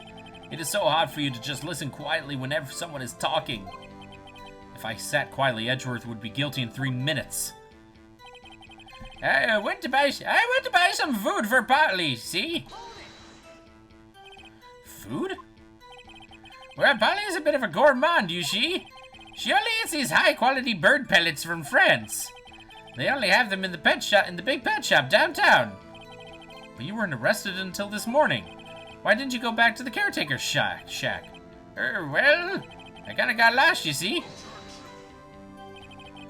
The witness has trouble remembering things sometimes. When the police apprehended him, he was on his way back to the shack. Yeah, right. Nice try, Von Karma. No one's going to believe that. I see. So he was lost. Please, Your Honor, come to your senses. I figured I got nothing to do with this incident anyhow. You lost much of your memory, is that correct? Yep. Seems like it. Then how could you know that you didn't have anything to do with this incident? Or maybe you're lying about not having your memory, You know exactly who you are. The witness has testified quite clearly that he has no memory of who he is. If you claim he's lying, then show the court proof. It's gonna save. How am I supposed to prove what's going on in that old codger's head? That's impossible. I'm glad you've come to your senses, Mr. Wright. Very well, witness, please continue. I mean, I need one of those motive things, right? And I don't got one. How can you say you had no motive? I say you do. You had a grudge against Edgeworth and the victim, Robert Hammond. That's why you took revenge on them, right? Please don't make me repeat myself, Mr. Wright. This witness has no memory of anything beyond several years ago. He can't hold a grudge, it's impossible. I have to prove he's lying about his memory. Otherwise, it's going to be the same thing over and over until the trial ends. Might I say something, Mr. Wright? Yes, Your Honor? You've been saying the same thing now over and over. You've been calling the witness's memory of the past or lack thereof into question. But does this really have anything to do with the current case? Of course, Your Honor. The witness has said he has nothing to do with the case and no motive. Both of these statements are lies. Order! Order! Mr. Wright, there is a serious problem with your claim. Or are you saying you know who this witness is? Of course, Your Honor. Oh, now this is interesting. I would like to know myself. So who is he? Don't play dumb, Von Karma. Mr. Wright, please tell us the witness's name. It's Yanni Yogi. His name is Yanni Yogi, a former court bailiff. Yogi? That name seems familiar. Oh! Yanni Yogi? From the DL6 incident? It figures the judge would have heard of it. It was such a famous case. But what does this mean? Your Honor, if this man is Mr. Yogi, then he has a clear motive. Tisk, tisk, tisk. Jumping to conclusions again, Mr. Wright. This witness is Yanni Yogi? Fascinating. However, how do you propose to prove this to the court? I'm gonna save again. No. Oh. Well, let me save here, too. This is the court of law, as you may recall. You need proof. And allow me to repeat once more that the witness has lost his memory. This is it. I have to do this now. If I can't prove he's Yogi right here, right now, then I've got nowhere else to go. Nick, how are you going to prove it? How can you prove that he's Yanni Yogi? It's okay. It's actually quite simple. Your Honor, please take this man's fingerprints. Then we'll compare them to the fingerprints on file for Yanni Yogi 15 years ago. I see. That makes sense. Tisk, tisk. Huh? I'm so very, very sorry, Mr. Wright.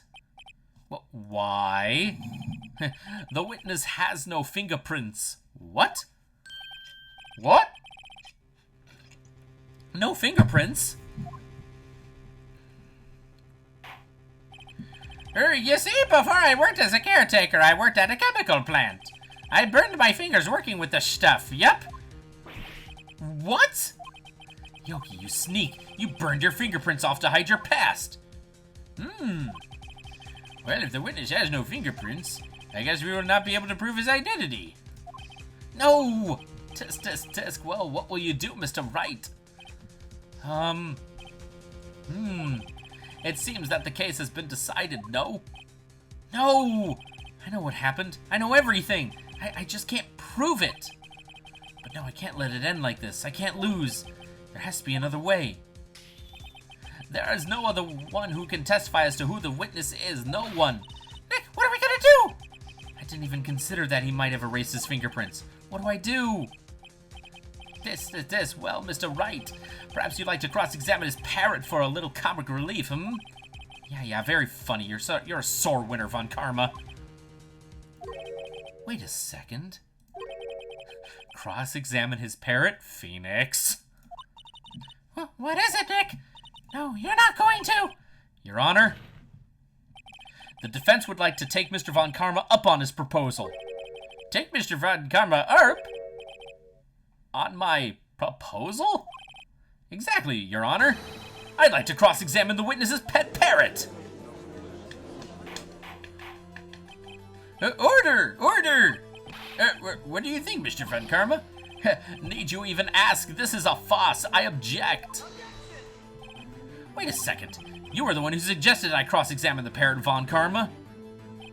I have a right to do as you suggested. Well, if you're so desperate, then please be my guest.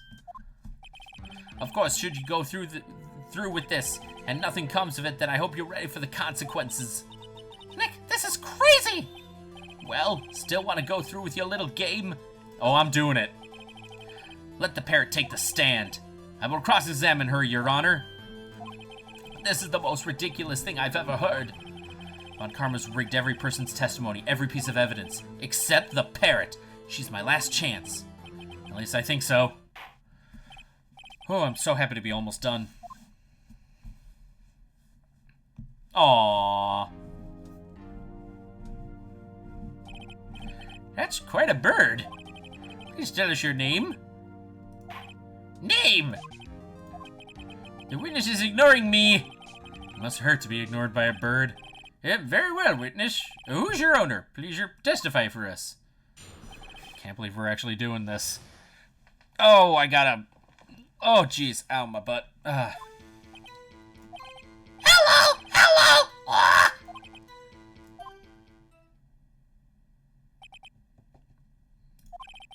Certainly the most concise testimony we've had so far. Very well, begin your cross-examination. Right. What are you going to do, Nick? I don't know. What do we do, Maya? Who is your owner?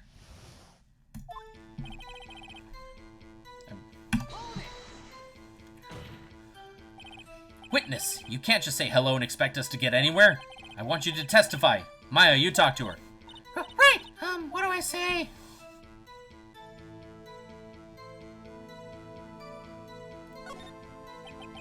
As I recall, 2 days ago... Polly, have we forgotten something? Ah! Don't forget DL6! Ah! If I can get Polly to say that here, that would prove that the caretaker had something to do with DL6. Polly, have we forgotten something? Hello! Ah! That's not what you're supposed to say. Forgot. Something we forgot. Hello! Ah! Okay, it's not working, Nick. She won't say it. This is ridiculous. Why won't she say it? Something the matter, Mr. Wright. Wait. Don't tell me Von Karma expected this. He couldn't have retrained the parrot, could he? Did he train her not to respond when we asked if we'd forgotten something?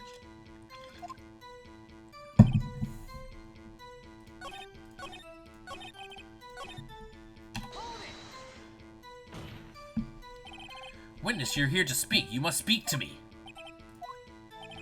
Frankly, I can't believe that you're speaking to a parrot. Well, I guess we should try to get some information out of her. We need to show the judge that her owner is Mr. Yogi. Okay, back to this. What's your name? Oh, right. Maybe we had to do these in order. Maybe I should get her to say her name. Polly, what's your name? Polly! Wah! Mr. Wright, I think we've established that the parrot is named Polly. Does that have anything to do with your owner's identity? I'm gonna say, of course. Yes, it does. Ha! Fascinating. You claim that the parrot's name will prove her owner's identity. Then show us this proof.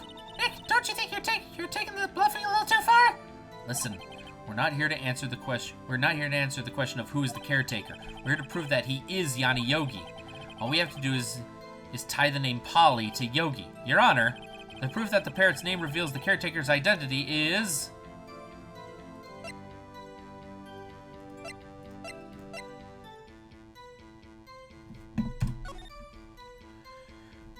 Oh, I can read this thing.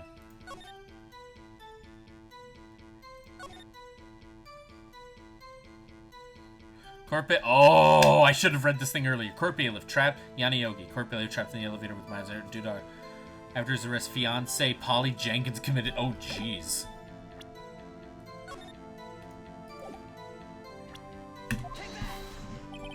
The DL6 case file. That's quite a large file you have there.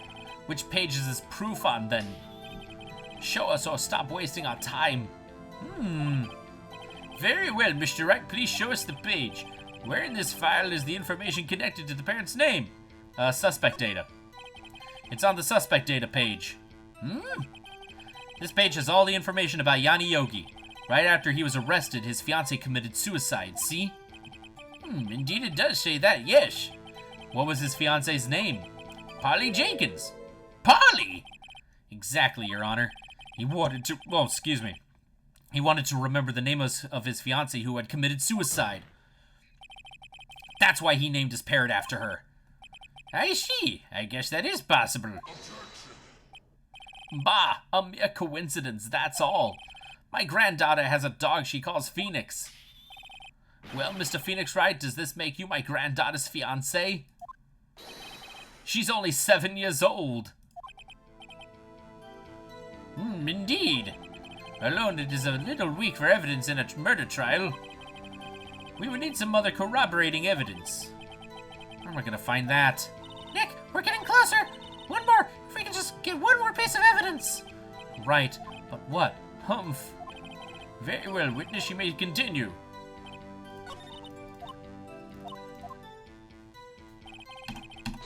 Oh, I know what to do. Now we just need to ask her what's in the safe. Maybe I'll get her to say the number of that safe. Huh? The safe? Why? Let's just try to get her to say anything, okay? Polly, what was the number of to the safe in the shack? 1228! 1228! Wait a minute. File on DL6. Oh. There it is, right there. 1228. Wait a minute. Okay, yeah, it's page 1. My, what a reckless parrot. Well, Mr. Wright, you aren't claiming that this number has something to do with the caretaker. Actually, it does. Actually, it does. That's why I had her say it. Ah, ridiculous. How can the number to a safe tell us who the caretaker is? Show us your proof. What could possibly link this number to the caretaker's true identity? Back in the DL6 file. The DL6 case file. What is this obsession you have with this case? Mr. Wright? Where in this file is something relating to the safe number? Case summary. It's on the case summary page. Case summary? Specifically, the date on which the DL6 incident occurred.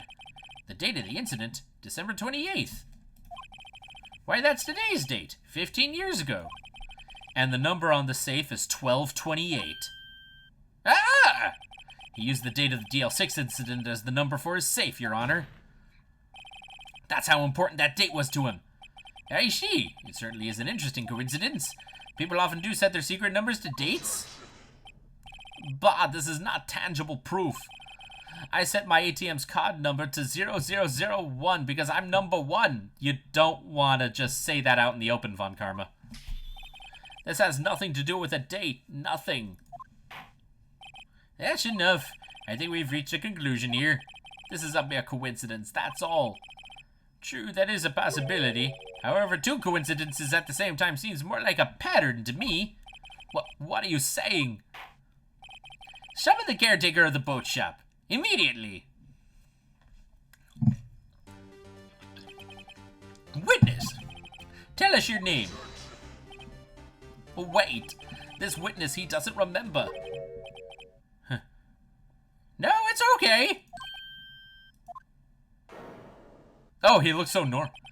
I've accomplished what I've wanted to do. I'm done. Nick, he looks totally different. This is the real Yogi, I think. Finally! He's been acting feeble to hide his true identity. Acting for 15 years. Well, let me ask you again. Please state your name for the court. My name is Yanni Yogi. 15 years ago, I served as a bailiff in this very court. Order! Order! Yanni Yogi.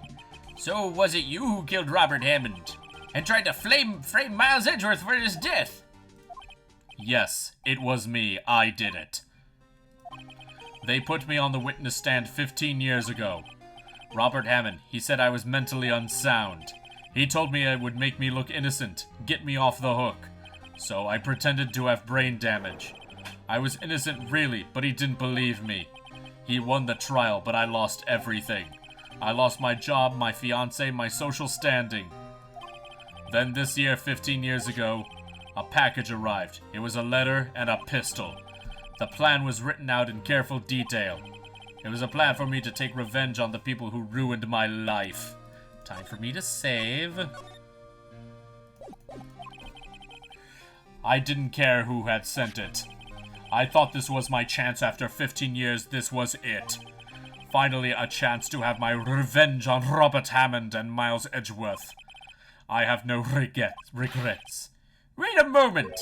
Revenge against Miles Edgeworth? What do you mean? I'm not at liberty to speak on that matter. Why do you ask Mr. Edgeworth himself? Yourself? Anyway, I admit it. I was the one who killed Robert Hammond. Almost done. Von Karma, where is Mr. Yogi? Under arrest, Your Honor. I saw no room for error in his confession. Then the defendant, Miles Edgeworth, is... innocent, in this case at least. Very well. Will the defendant please take the stand? There are a few mysteries left unsolved. Still, you are cleared of suspicion for this particular case. So I would like to pass judgment on the murder of Mr. Robert Hammond. Any objections? I don't believe it. Why isn't Von Karma saying anything? Very well. This court finds the defendant, Mr. Miles Edgeworth. Whew! That is all. This court is adjourned.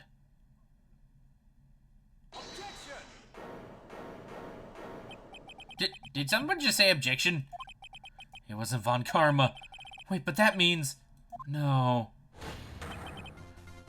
Edgeworth? Your Honor, I object to your judgment. What do you mean? I'm not innocent at all. As we have heard, Yanni Yogi killed Robert Hammond in revenge. But revenge for what? Nick, Edgeworth is trying to confess. He's going to say he's guilty. He's going to tell them he was the murderer in the DL6 incident. He's going to tell them he killed his own dad. Uh-oh, what do I do? The judgment has already been passed. I object to Edgeworth's outbursts. Did something like this happen yesterday, too? I believe a certain witness raised an objection after a guilty verdict was passed. That would be Larry. We must hear this new statement. We must hear Miles Edgeworth. He's right. We have a duty to hear Miles Edgeworth out.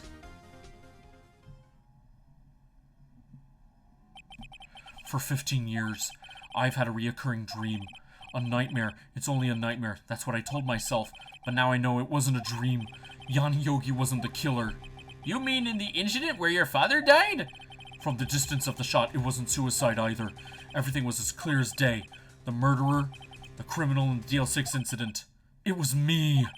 Your Honor, I confess my guilt. I am guilty for DL6, the statute of limitations of which ends today. The culprit is me. Order! Order!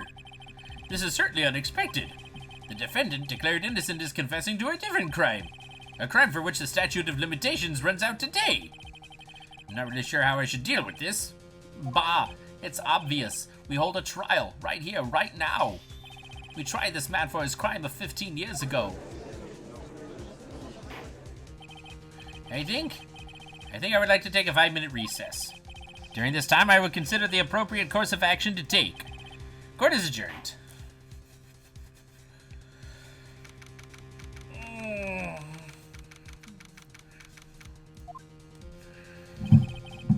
I'm sorry, Wright.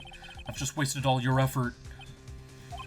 Mr. Edgeworth, I just don't believe it, sir. I mean, you kill your dad. I didn't want to believe it myself, Detective, but it's the truth. I deserve to be punished. Murder is murder, no matter what the circumstances. This is crazy. Just crazy. Nick, what are you doing? Huh? Oh. I was just reading through the court record one more time. Once more. I'm getting my case ready. Your case? For what? Huh? Isn't it obvious? I'm going to prove that Miles Edgeworth is innocent. What are you talking about, pal? He just admitted it. He confessed that he did it in court. I'm sorry, Edgeworth, but I don't believe your nightmare. What? It's just a dream. It's not real. The truth is right here in this court record. In any case, tighten your belts. The real fight is just beginning. I'll prove you're innocent. Trust me. Right. All right, here we go. Now then, I would like to resume our trial. Judge, Miles Edgeworth has admitted his own guilt. He has confessed his crime. Let us begin by hearing his testimony. Then, though pointless, let the defense do their cross-examination. The statute of limitations on the DL6 incident runs out today.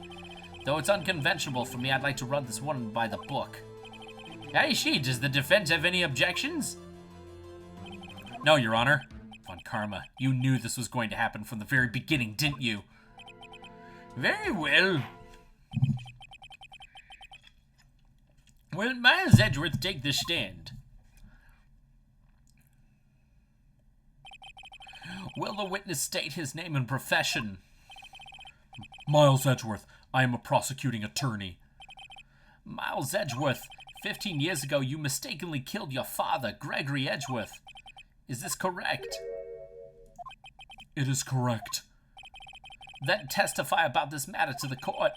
When Edgeworth was telling me about his dream yesterday, I noticed something. One detail didn't quite fit. That will be the key, but only if I can get it to work. Please, please! What was this detail? That day, I had gone to the courtroom to observe one of my father's trials. As we went to leave, an earthquake struck, trapping us in the elevator. My father and Mr. Yogi lost their composure and began to argue. Just then, something heavy fell at my feet. I picked it up and threw it at Mr. Yogi. I wanted them to stop fighting. A moment later, there was a single gunshot, then a scream. It was a terrible scream. I remember it to this day. That's all. And until now you thought this memory was a dream. We were stuck in the elevator for 5 hours. The oxygen in the elevator ran out, and I lost my memory of the events. Bah, the same claim Mr. Yogi has made. Very well. Mr. Wright, your cross-examination, please. Yes, Your Honor.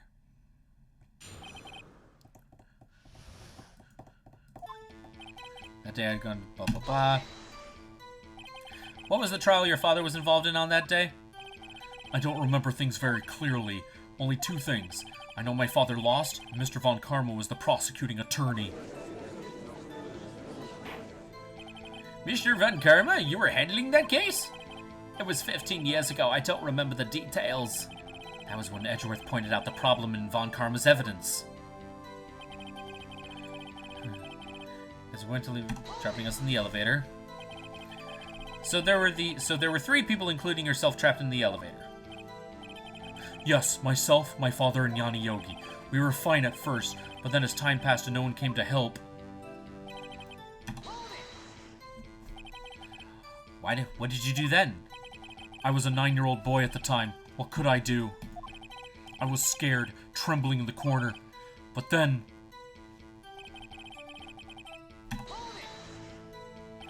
What was it? A pistol. I assume it was the bailiff's, Yanni Yogi's. The safety must have come off when it fell from its holster. And you picked it up. What happened next? I picked it up and threw it at Mr. Yogi. Wanted to stop fighting. Did you know it was a pistol when you threw it? I think I knew. I knew it was dangerous. But the air was getting so thick, I panicked. So you're saying that you threw the pistol at Mr. Yogi? I was in a daze. A moment later, there was a single gunshot, then a scream. The gun fired once? Yes, I think. After I threw it, I lost consciousness. Since then, they've echoed in my head every day. That gunshot and that horrible scream. That's the scream. This terrible scream. I remember it to this day. To this day? Yes, I can practically hear it now. I doubt I will ever forget that scream as long as I live. There it is. One part of that testimony clearly contradicts the evidence. But I don't know what it means. I'd better find out and quick.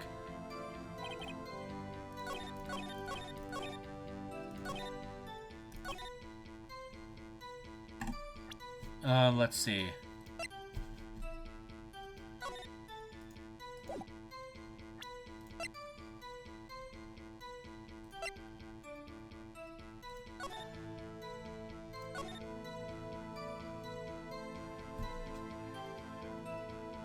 Age 9. 1 bullet was found as hard to murder. It was fired twice. Wait a minute. There was a single gunshot, but it said the gun was fired twice. That's what we need to do. Are you sure you only heard 1 gunshot? Yes, I'm sure of that. I heard the shot and the scream. Then everything faded. I was unconscious until the rescuers came. I see. No, Your Honor, unfortunately you don't. Look at this file once more. This plainly contradicts the witness's testimony. You do enjoy dragging out that file, don't you? I don't accept this evidence unless you can tell us what page it's on. What page contradicts Miles Edgeworth's testimony? Victim data. Look at the victim data in this file. It says it quite plainly, the murder weapon was fired twice. Miles Edgeworth only heard one gunshot, yet the murder weapon was fired twice. The first shot was the accidental firing when the pistol was thrown. So, who fired the remaining shot? Was there perhaps another shooter who fired that second shot? Your Honor, I'm sure you're aware. This incident occurred 15 years ago. The evidence is dated. The pistol did fire twice. However, we do not know when that second shot was fired. It might have been fired the day before the incident. There's no proof that the second shot had anything to do with this incident. What? I see. You do have a point, Mr. Wright. The murder weapon was fired twice, as we have heard. One of those shots was fired by the defendant, a boy at the time. Do you have any proof that the other shot fired had something to do with the case? Yes, I do. Your Honor, I think I will be able to show you proof. What? Impossible. Now, Mr. Van Karma, save your surprise for after you've seen the evidence. Mr. Wright, show us your proof. Do you have evidence that the second firing of the pistol is related to this incident? Yes, right there. Oh, I have to present it. Oh, dang it, no. E. Look at this photograph. This is the photograph, the scene of the crime 15 years ago. I can see that the victim lying there is Gregory Edgeworth. This proves the murder weapon was fired twice at the time of the incident. This photo proves it. So let me get this straight. This photo proves 2 shots were fired. Where? Your Honor, please just get a clue. Show the judge that the contradiction in this photo. It's the bullet hole right there. As should be obvious, the contradiction is here. I see, a bullet hole in the door. Your Honor, Gregory Edgeworth was killed by a shot from the pistol, yet there is also a bullet hole in the elevator door. We also know that the murder weapon was fired twice. Thus, someone other than Edgeworth fired that second shot. Order! Order! Mr. Wright, what are you driving at? It's simple, Your Honor. At the time of the incident, 2 shots were fired. One went to Gregory Edgeworth's heart, the other hit the elevator door. Remember that the defendant lost consciousness after the shot he fired rang out. In conclusion, we must agree that the second shot was fired by someone else. Mr. Wright, but who could that someone else be? The murderer, of course.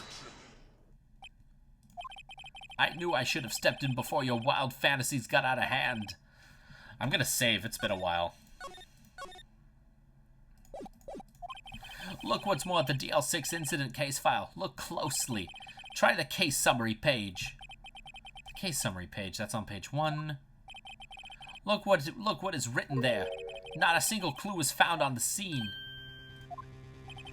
If the pistol had indeed been fired 2 times, then the other bullet would have been discovered on the scene. He does have a point. The second bullet has never been found. Why? Because the second bullet does not exist. The bullet that claimed Gregory Edgeworth's life was the one fired by his own son. That is the truth of this matter, the whole truth. It was undoubtedly something else that made the bullet hole in the door. Order! I will have order. Mr. Wright has proven one thing to us quite clearly, that the murder weapon was fired twice at the time of the incident. However, as Mr. Van Karma says, the second bullet fired was not found. It is highly unlikely that the police merely overlooked the second bullet. So all we have is the single bullet fired. I'm afraid I have to discount the defense's claim. Tisk. I praise the judge for his wisdom in this matter. How did this happen? I don't believe that the second bullet didn't exist. Was I wrong? Have I been wrong about this whole incident? What are you doing, Nick? Why are you raising an objection? I'm sorry, Maya. What? It looks like I was wrong. Nick! If the second bullet wasn't there, then all my conjectures are for nothing. No! But you said you'd do it, Nick! You said you'd get Edgeworth declared innocent! I'm sorry. It's just when I saw the photograph, I thought that 2 shots had been fired. I was so certain of it. I thought I'd won. I thought there was another person. Someone else could have fired the killing shot. But now, I was wrong to think it could be that simple. This case has stood unsolved for 15 years. Nick! Well, it seems that we have finally cleared up this incident. Only one bullet was found at the scene of the crime. That shot was fired by Miles Edgeworth? Precisely. I would like to ask one thing of Miles Edgeworth before passing my verdict. Have you been paying attention to the trial so far? Yes, Your Honor. Do you have any objections? No, I do not. Do not.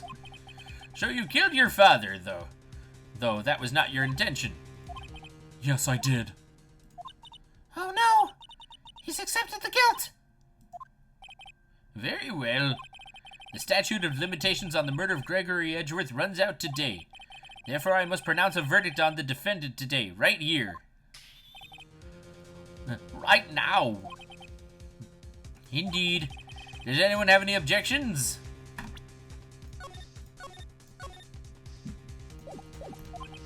I've been here before. It's just like my first day in court. There's so many things I know I should be saying. But my mind's going blank. I can't find the words.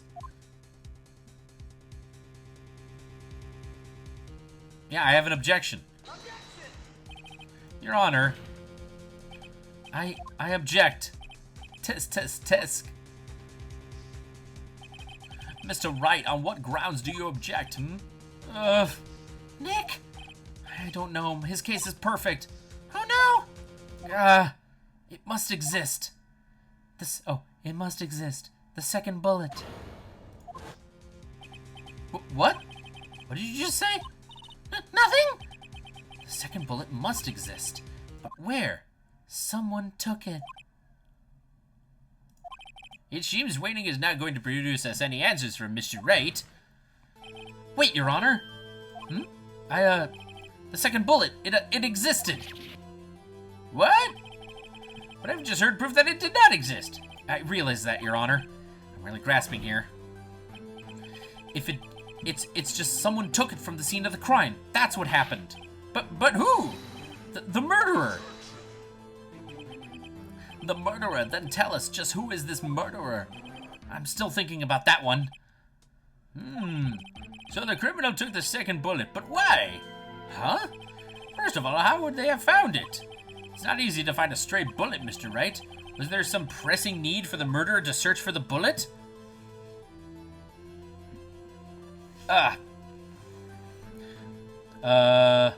Pressing need? Murderer had the fire. Oh, the murderer didn't need it. Why would the murderer have spent the time looking for that stray bullet? I haven't got a clue. What's wrong, Mr. Wright? Bob, the murderer had no reason to take that bullet. You don't want to admit it, but it's true. Had to take it. Had to take it? The murderer, what does that mean? You're thinking too normal. Think crazy. Don't think why the bullet was taken. Think why the bullet had to be taken. Mr. Wright? Yes, Your Honor. I have no idea what I'm doing. Well, the murderer had no intention of taking the bullet from the scene, but the murderer had to take the bullet. Had to, Mr. Wright? What do you mean? Well, for instance... For instance, what? Maybe the bullet, hit the murderer? The bullet hit the murderer? Just saying, for instance. I mean, if it hit you, you'd have to take it with you, wouldn't you? It's not like you could perform surgery right there. You know? Wait a second. I was just talking off the top of my head, but what if that's really what happened? Let me get this straight. So at the time of the murderer themselves was shot, and they left with the second bullet still inside of them, thus leaving only one bullet at the scene of the crime? Yes, I guess that's how it would work, yes. But there's a problem with that. The other two people rescued from the elevator, Miles Edgeworth and Yanni Yogi, were both unharmed. So that would mean the murderer came from outside, yes.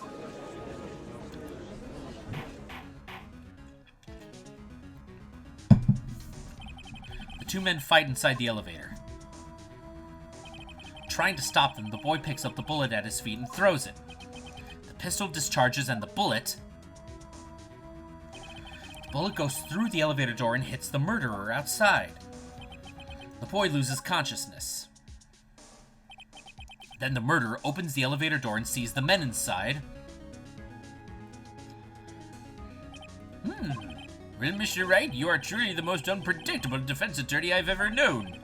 I can tell you're grasping, yet I can't deny the possibility of what you say. What are you saying? Deny it! Deny it! No one involved with the incident was wounded. There was no murderer. No one was wounded at the time of the incident. He's right. I can't think of anyone. Hey, Nick. Huh? I just thought of something really crazy. Crazy? Remember what Mr. Grossbook said yesterday? Gregory Edgeworth dealt a blow to his perfect trial record. Wow! It must have been quite a shock for Von Karma. He took a vacation for several months after that, you see. Yes, an unusual event for the man. That was the first and the last vacation he's taken in his many years of prosecuting. What if Von Karma didn't take that vacation because of shock? But took it because he was injured. Which would mean It could only mean one thing. he was the murderer in the DL6 incident! The DL6 incident! He was the man who shot Gregory Edgeworth. It was Von Karma! Oh man.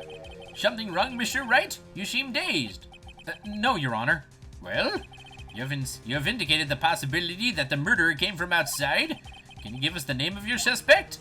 Uh-oh, should I come out and say it now? Say it now. Your Honor, there is a suspect. One lone suspect. Well, this is certainly interesting news. Very well, Mr. Wright. Who is your suspect? My hands are shaking. What? Von Karma. Von Karma?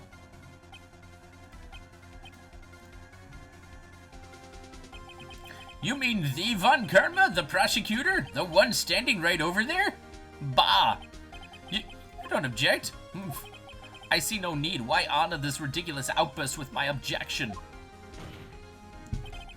Because you took a vacation for several months starting the day after the incident. Yet you pride yourself on a perfect record. Why would you take such a long vacation without any reason? So you're claiming that I took a vacation to heal my injury from the incident. Fascinating. Prove it. I would have needed surgery. No, where did I go under the knife at, Mr. Wright? Bring the doctor that operated me. Have him testify. Nick, let's find out who his doctor is. It's no use. Edgeworth? I know Von Karma.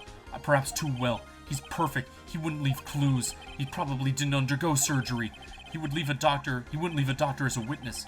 Nobody's that perfect. So what, Nick? Did Von Karma pull the bullet out by himself? That's insane! No, he couldn't have. You can't just pull bullets out yourself. Wait. What does that mean? That bullet has to be somewhere, but where? Test. Well, Mr. Wright, can you produce evidence to prove that I was shot? Yes, I can. We still have the metal detector. All right, Von Karma, I'll prove it. And I'll even use evidence. I know how much you like it so much. What? The evidence that proves Von Karma was shot was... There you are. Von Karma is perfect. He wouldn't risk surgery, leaving an evidence trail. So then I ask, where's that bullet now? I think it unlikely that Von Karma performed surgery on himself. You don't mean... I do. There is the possibility that the bullet is still inside Von Karma. Is that even possible for all these years? Well, there's one way to find out. We could use this metal detector. Well, Von Karma, I'm going to run this over you and see what we find. Uh-oh, he's looking mad. I refuse. You refuse? But refusing this means you acknowledge that the bullet is still inside you. Oh, he's getting tilted. Order! Your Honor, the defense requests that we be allowed to use the metal detector. Judge, I call for a suspension of this trial. This is an invasion of privacy. The statute of limitations runs out on this case today. It was you who said we had to end it right here, right now. Enough. Oh, enough. I permit the use of the metal detector. Mr. Von Karma, you will submit yourself to testing. Nick, what does this mean? I don't know, but we have to give it a shot.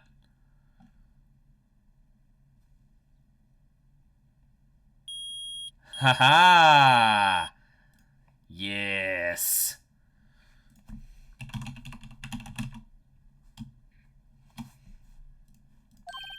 It reacted. Something's inside his right shoulder. The bullet. Mr. Von Karma?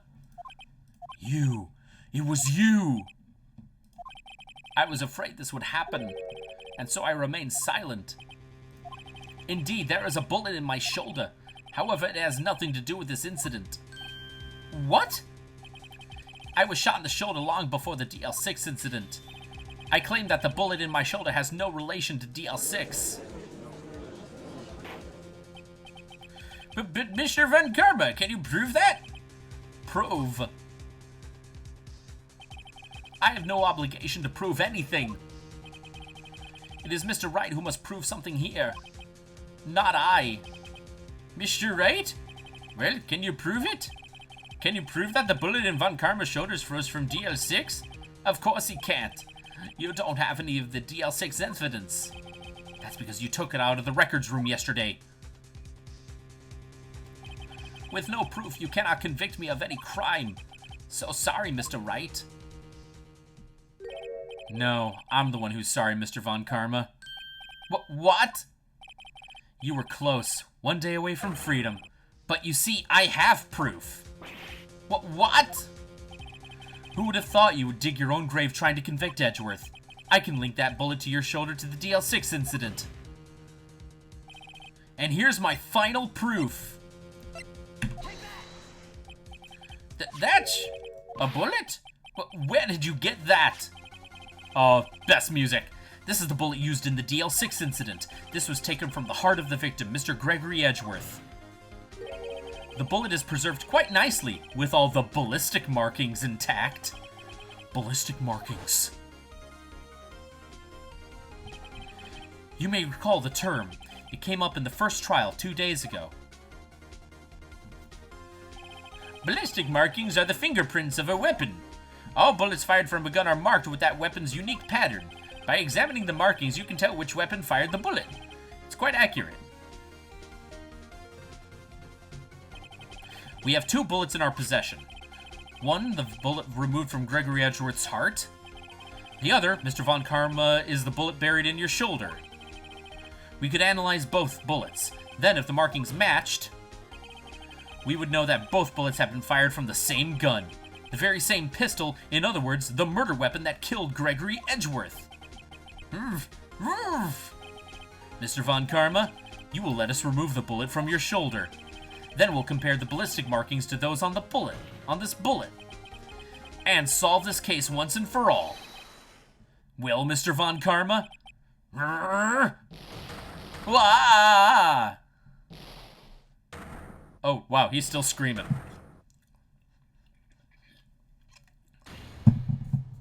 That scream. I've heard that scream before. Wait, I know. Help, I can't breathe! Quiet, I said quiet, you're not making this any easier. Stop breathing my air! I'll stop you! Stop breathing my air! Get away. Get away from my father. Bang! Wah! I can't scream right now. It's that scream I heard in the elevator 15 years ago. Von Karma, it was you who screamed.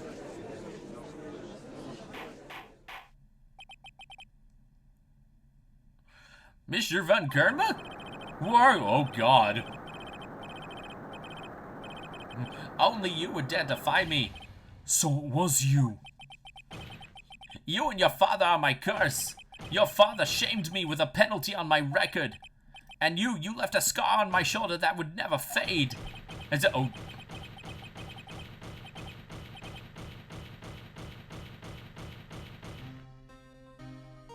Okay then. Chief Prosecutor, I am sorry. Von Karma, it's not like you to make this kind of error. I never would have thought that Edgeworth would be the one to catch you. I was careless. I'm sorry, but you will have to be penalized. I've covered for you in the past, but not this time. Edgeworth! It was a shock like none I had ever known. Me, penalized. It took hours for me to regain my composure. Suddenly, I found myself in the darkness. I was in the court records room. I must have wandered in there without thinking where I was going. The room was pitch black. The lights must have gone out. I went out into the hall and felt my way to the elevator. I pressed the button, but nothing happened. Then there was a noise. I was in pain, a horrible burning pain in my shoulder. Just then the lights came back on. The elevator door opened before my eyes. I saw 3 people inside, all lying unconscious from oxygen deprivation. Much to my surprise, a pistol lay at my feet. I knew then it was destiny. Jeez. In his last moments, Gregory Edgeworth was still unconscious. He died never knowing who had shot him. Later, he spoke through a medium, blaming Yanni Yogi. He was fooled. It was the perfect crime. Tisk, tisk, tisk. Who would have thought that another man would have come to open that elevator door? Judge! What? What are you doing? Do your job. Bring an end to this miserable charade. Now, end it. Very well.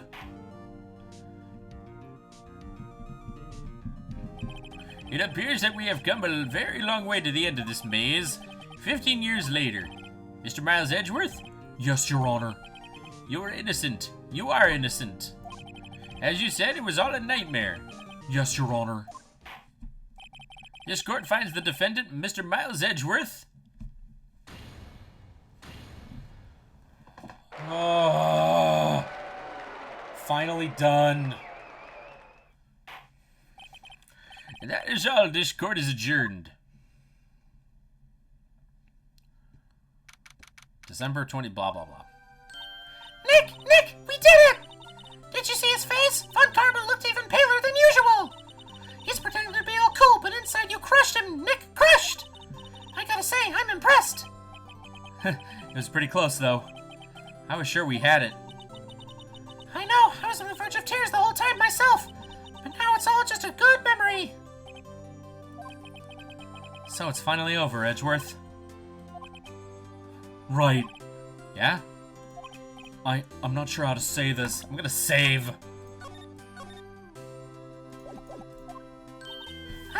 I know. Try thank you. I see. Thank you, Wright. You're welcome. I think you could have done better than that.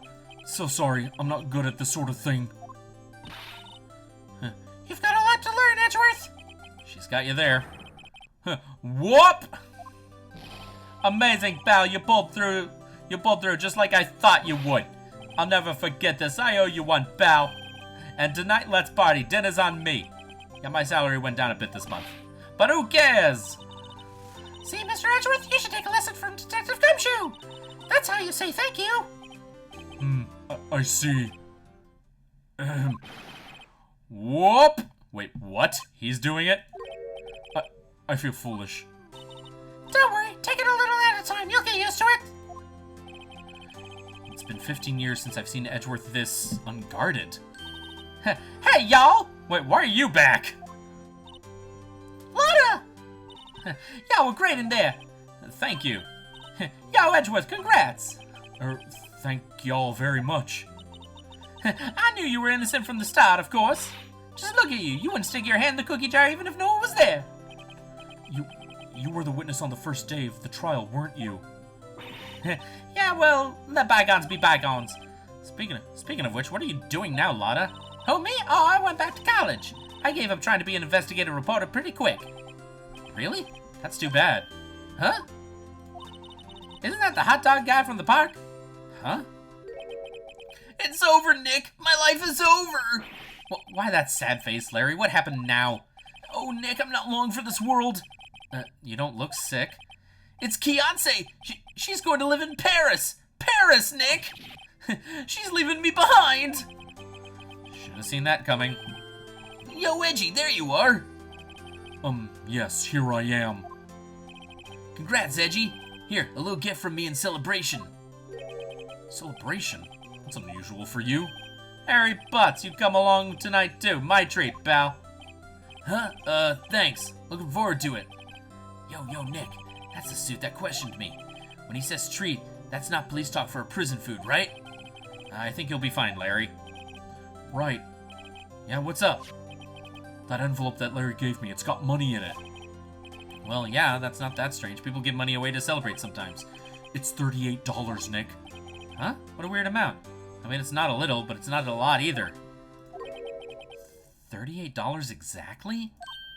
Nick! Wasn't that exactly the amount of lunch money that was stolen from Mr. Edgeworth in school?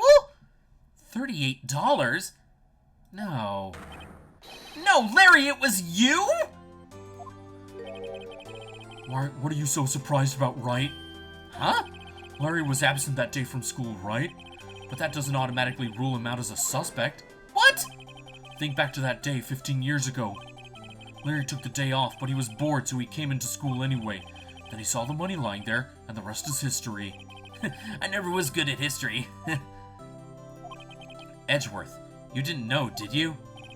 I suspected. I just couldn't picture Larry protecting you like he did that day. Everyone else was saying you did it. The whole class was against you, remember? Yeah, too well.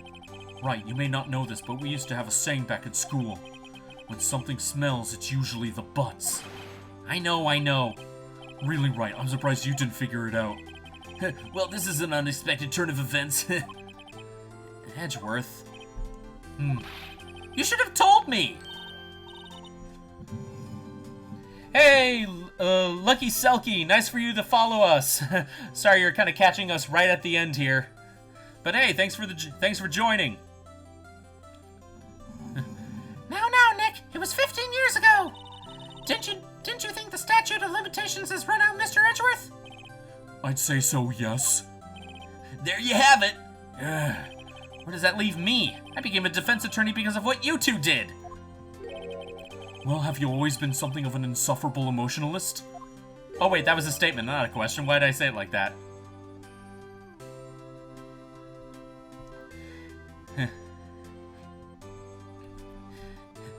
Yeah, and you get worked up too easily, too. Death! The death sentence for both of you!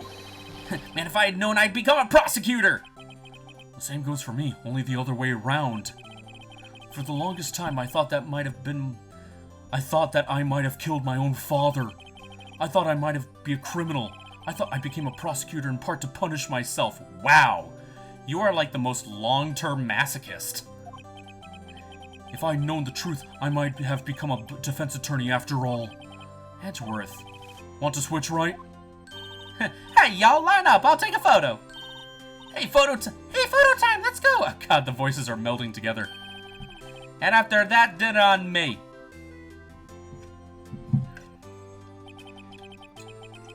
Detective Gumshoe took us all out on a night in the town.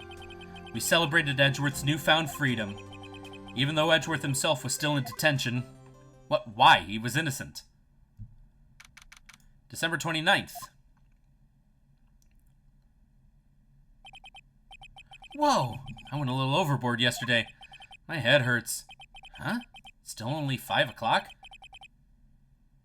At night or in the evening? Huh? What's this? A letter? Good morning, Nick. You were really impressive yesterday. Seeing you, it made me think about what I'm doing here. I'm a spirit medium, in training, of course. I wanted to help Mr. Edgeworth, too. I wanted to help you, but I couldn't. I was useless. So I've decided to go back to my training. I'll become a full-fledged spirit medium, for starters. I couldn't say it to your face, so I left this letter. Goodbye, Nick. Aww. Goodbye? What time is it? The first trains for the mountains have already left to the station.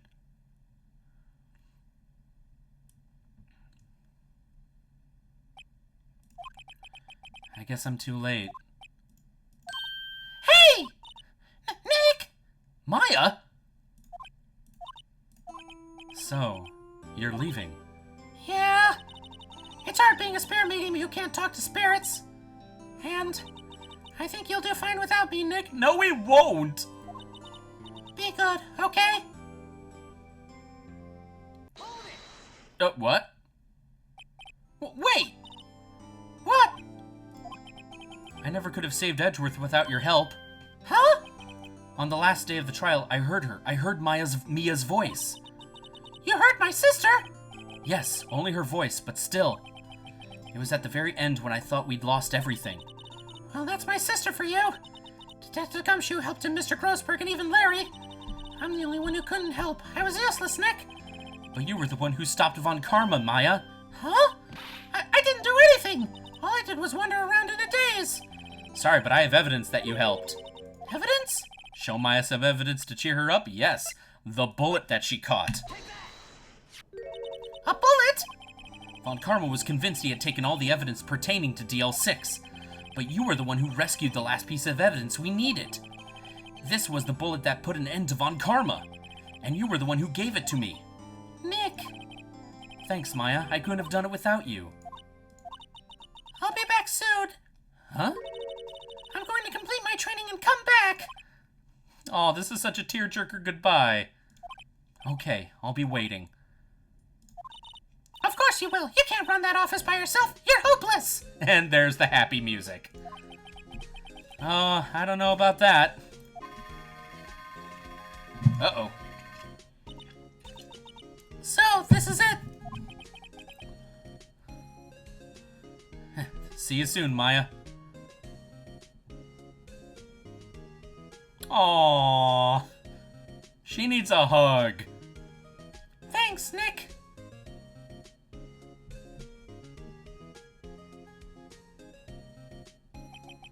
And so my story ends. Time to turn a new page. No, we are not turning a new page. We're ending this playthrough now on this part. Again, I know there's oh my god. I know there's a fifth case in this game, but I'm passing over that. I want to play something else. And say goodbye to the novice defense attorney that I once was. Now a new story begins. With the same old crazy cast of characters. Huh, don't think you've graduated yet, amateur. Mr. Wright, perhaps you'd like to rethink that claim? Yes, Your Honor. Uh-oh, I got a bad feeling about this.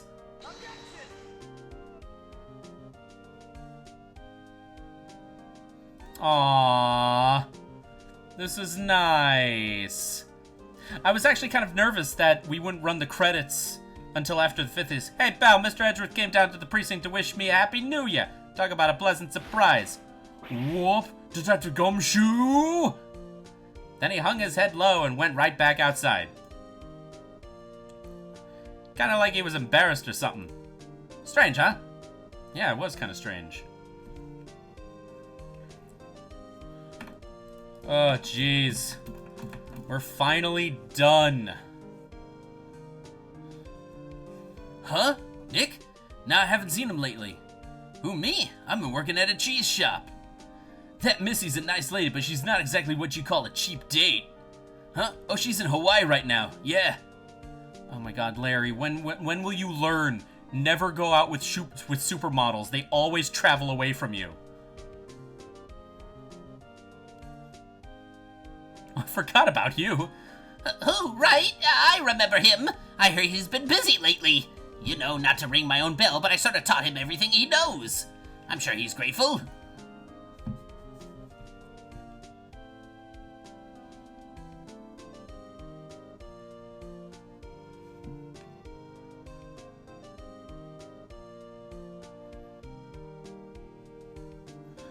Ah, the defense attorney for whom I wrote this affidavit to. Oh, you should know, I've taken over management of the Gatewater Hotel recently. Should you be in the area, please stop by. Okay, can we just move on through these credits, please? I just don't want to look at this game anymore. It's fun, I love it, but it just went on so long. It's you. Phoenix Wright?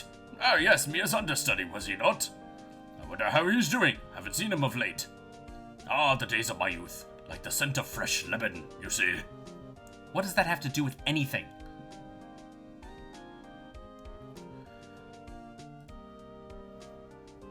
Man, this is kind of a small cast. Phoenix Wright? Is he an actor?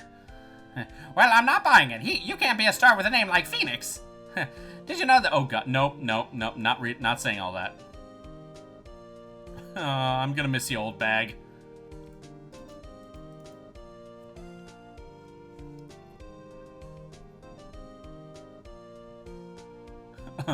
I'm pleased to announce the Pink Princess. I'm sure. Oh god, everyone's reading too fast. And I'm keeping my face out of the public eye till the show's over. I wouldn't want to ruin any kid's dreams, you know.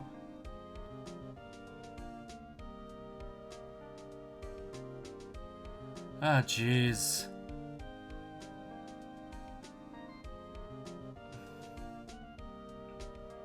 Oh, I got a letter from Maya the other day. It sounds like she caught a cold standing under her waterfall. I wanted to visit, but didn't have time, so I sent her some Pink Princess trading cards. She says she can't buy them where she is. What kind of place is she living at anyway? It's like the most rural of rural places. Ah, I like this music. It's very calming. Right? Who's that? You want to talk? Let's talk Pink Princess, all right?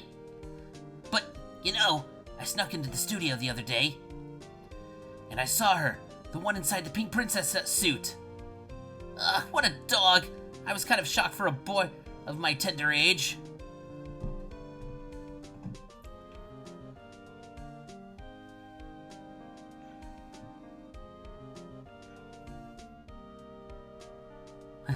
Yeah, I remember Wright, the lawyer guy. Me? I'm in training to become a paranormal photographer. Oh god, here we go again. You know that picture I took of everyone? Well, just behind them there's a ghost. For real. Now that's talent. I'm gonna be famous.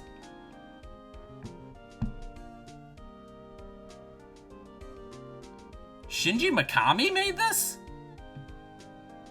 Isn't he the guy who made Resident Evil?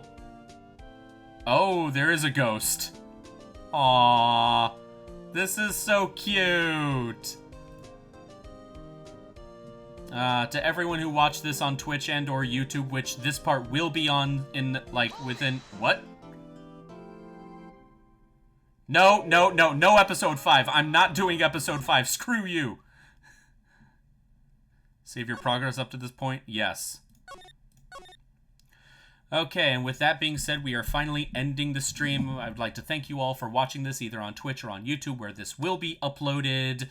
And I would also like to give another shout out to the new follower, Lukey Selkie, my friend over on Final Fantasy XIV. And I already know what my next game is going to be. It will be revealed with the new offline image of the video player on my Twitch channel. And pay attention to my Twitch when that next stream will be. So until then, see you later.